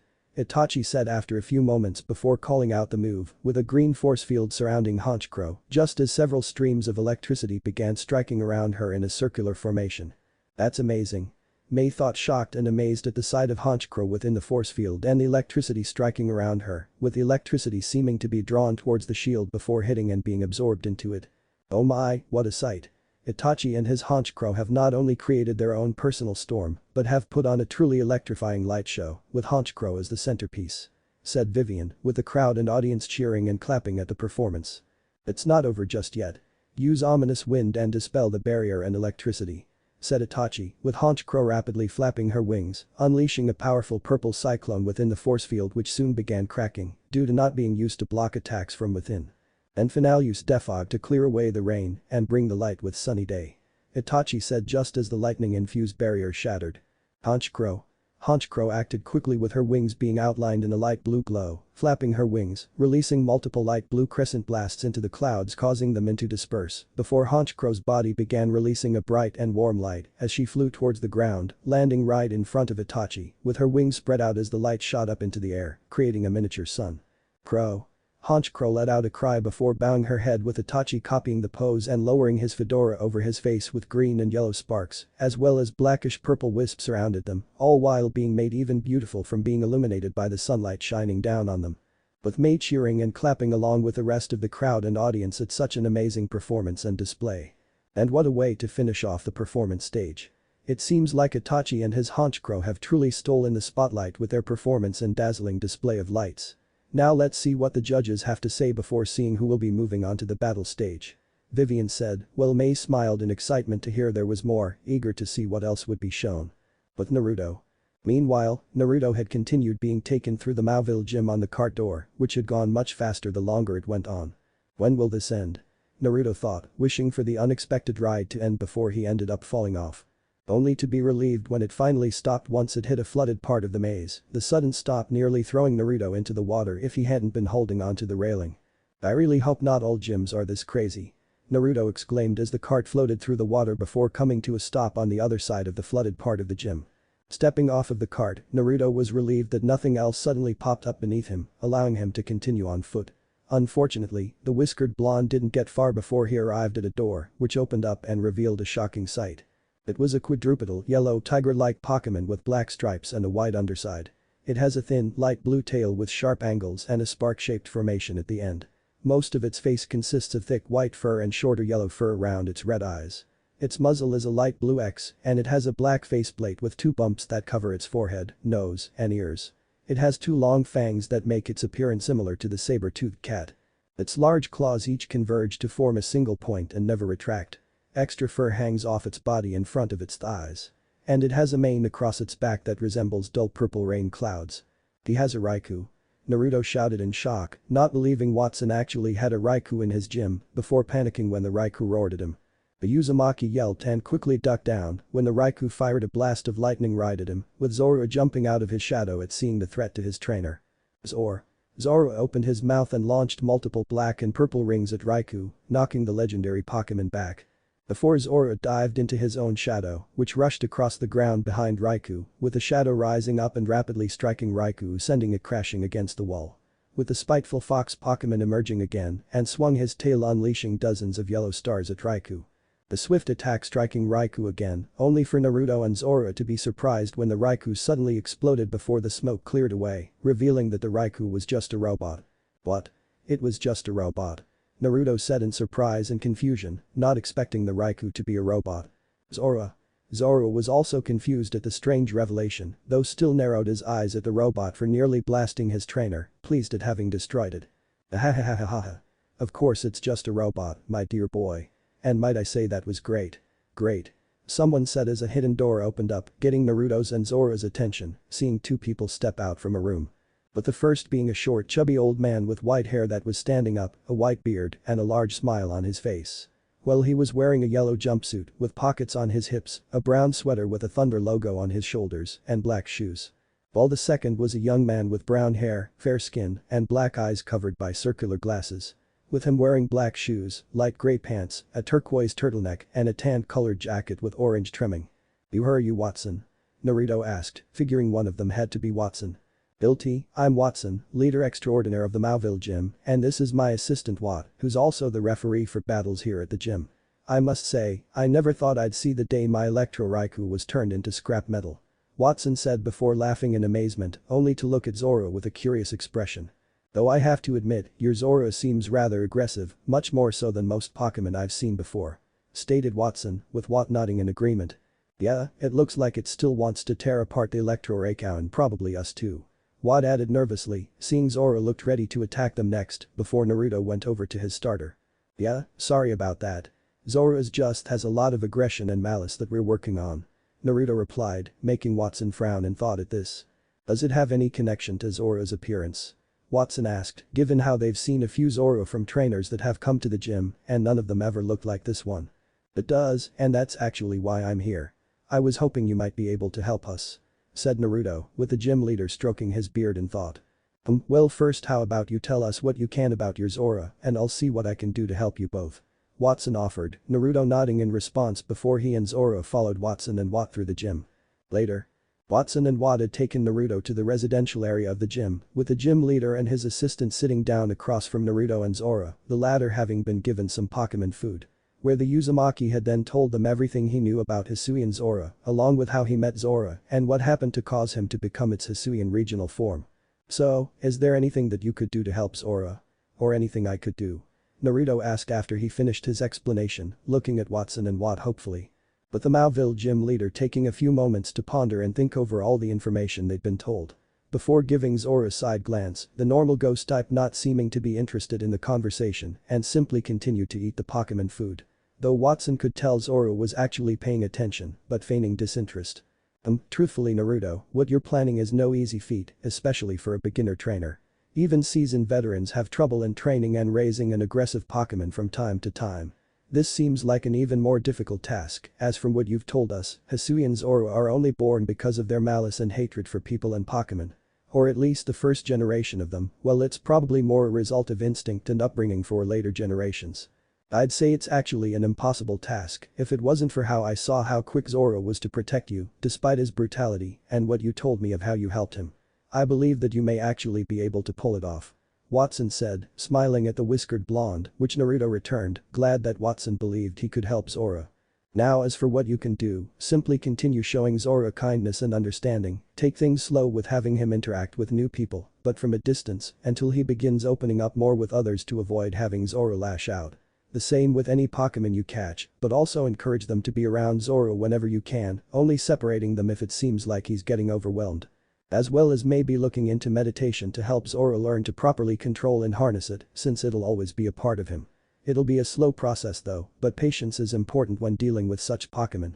But I'm sure this will also be incredibly useful in helping curb Zorua's aggressive nature. Watson explained before pulling out a Pokeball and handed it to Naruto. What kind of Pokeball is this? Asked Naruto upon seeing that the Pokeball was mainly black with a gold ring around the middle, a red ring near the top that was outlined in gold. It's called a luxury ball. They're special Pokeballs used to help increase a Pokemon's friendship with their trainer, as well as helping to curb any negative feelings they may have. Making it a perfect Pokeball to keep your Zorua in. Replied Watson, surprising the Uzumaki while knowing how useful such a Pokeball could be, before he looked at Zorua. What do you think, Zorua? Want to give your new Pokeball a try? Naruto said, with Zorua going over and looked at the luxury ball for a few moments. Zorua nodded in response, if the luxury ball could help him and his trainer. Seeing this, Naruto pulled out the Pokeball he initially caught Zorua in, before transferring his starter to the luxury ball. Once that was done, Naruto returned Zorua to the luxury ball for a few moments to test it out, before letting the spiteful fox Pokémon out. Only to be surprised when Zorua reappeared smiling dreamily with his eyes closed.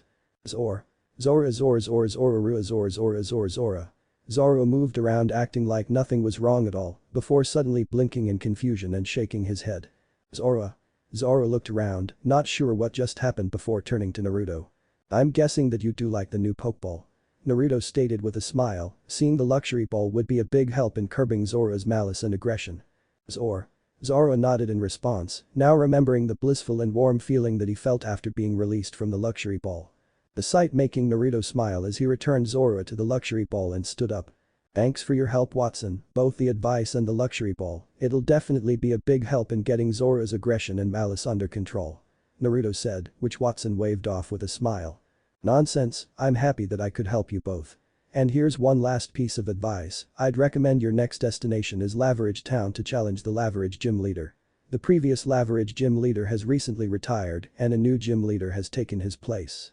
So it would be a good place for a fresh trainer to get their first gym badge, along with helping the new gym leader getting settled into the position. Watson replied, with Naruto nodding in response. Yeah, that sounds like the perfect place to visit next. Thanks again Watson, and I'll be sure to visit again when I plan to get the Mauville gym badge next. Said Naruto, making the gym leader laugh and shake his hand. Ahahahaha. I'll look forward to the day you return and we can have ourselves a battle. Said Watson, believing the whiskered trainer will have grown much stronger the next time he enters the gyms. With May. That was incredible. May thought as she'd watched the rest of the Pokémon contest with the battle stage, which Itachi had succeeded in moving on to. Watching as the contestants not only battled each other but still had their Pokémon show off their style and skill to lower their opponent's points.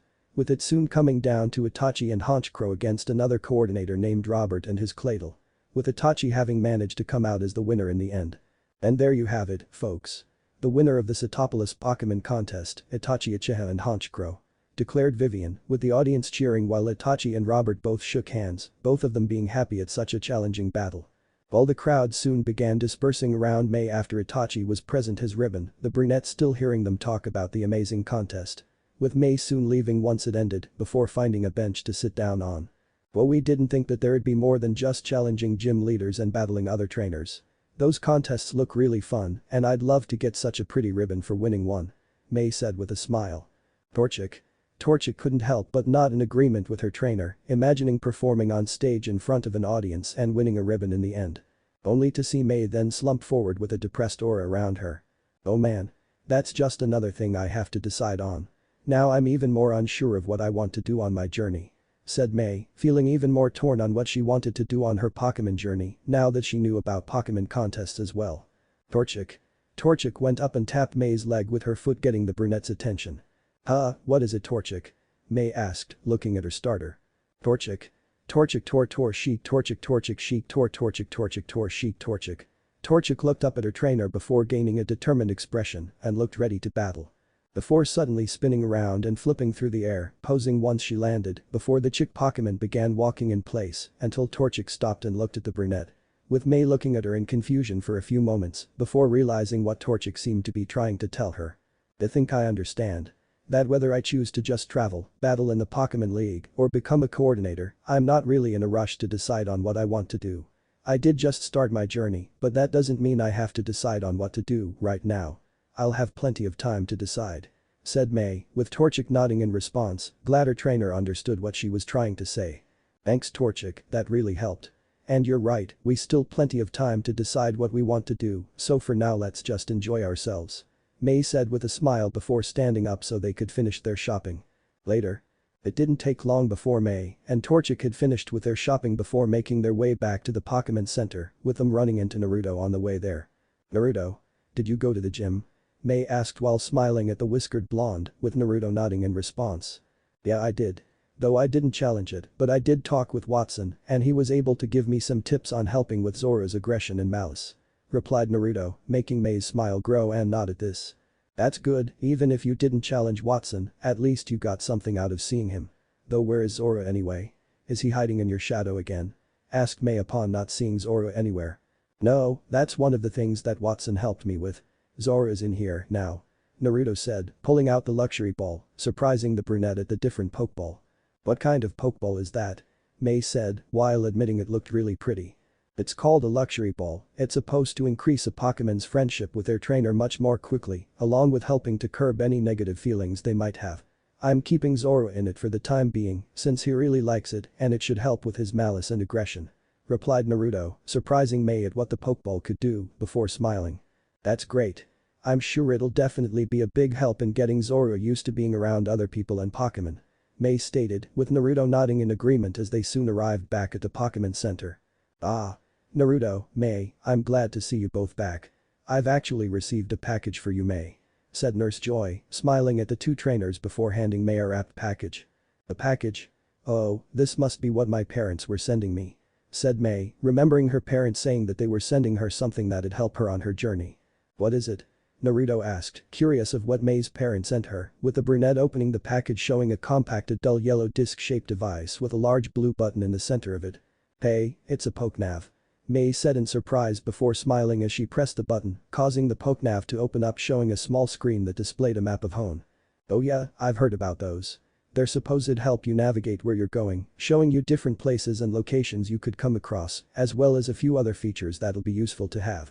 Said Naruto, with May nodding in response. Yeah, my little brother Max always wanted one. It'll definitely be useful to help show us where we're going. Said May, with Naruto nodding in agreement, knowing it'll really help them on their journey. The two then headed up to their room for the night, tired but also satisfied with what they had done for the day. What if Naruto and May Pokémon harem end here, and thanks for watching my video till the end.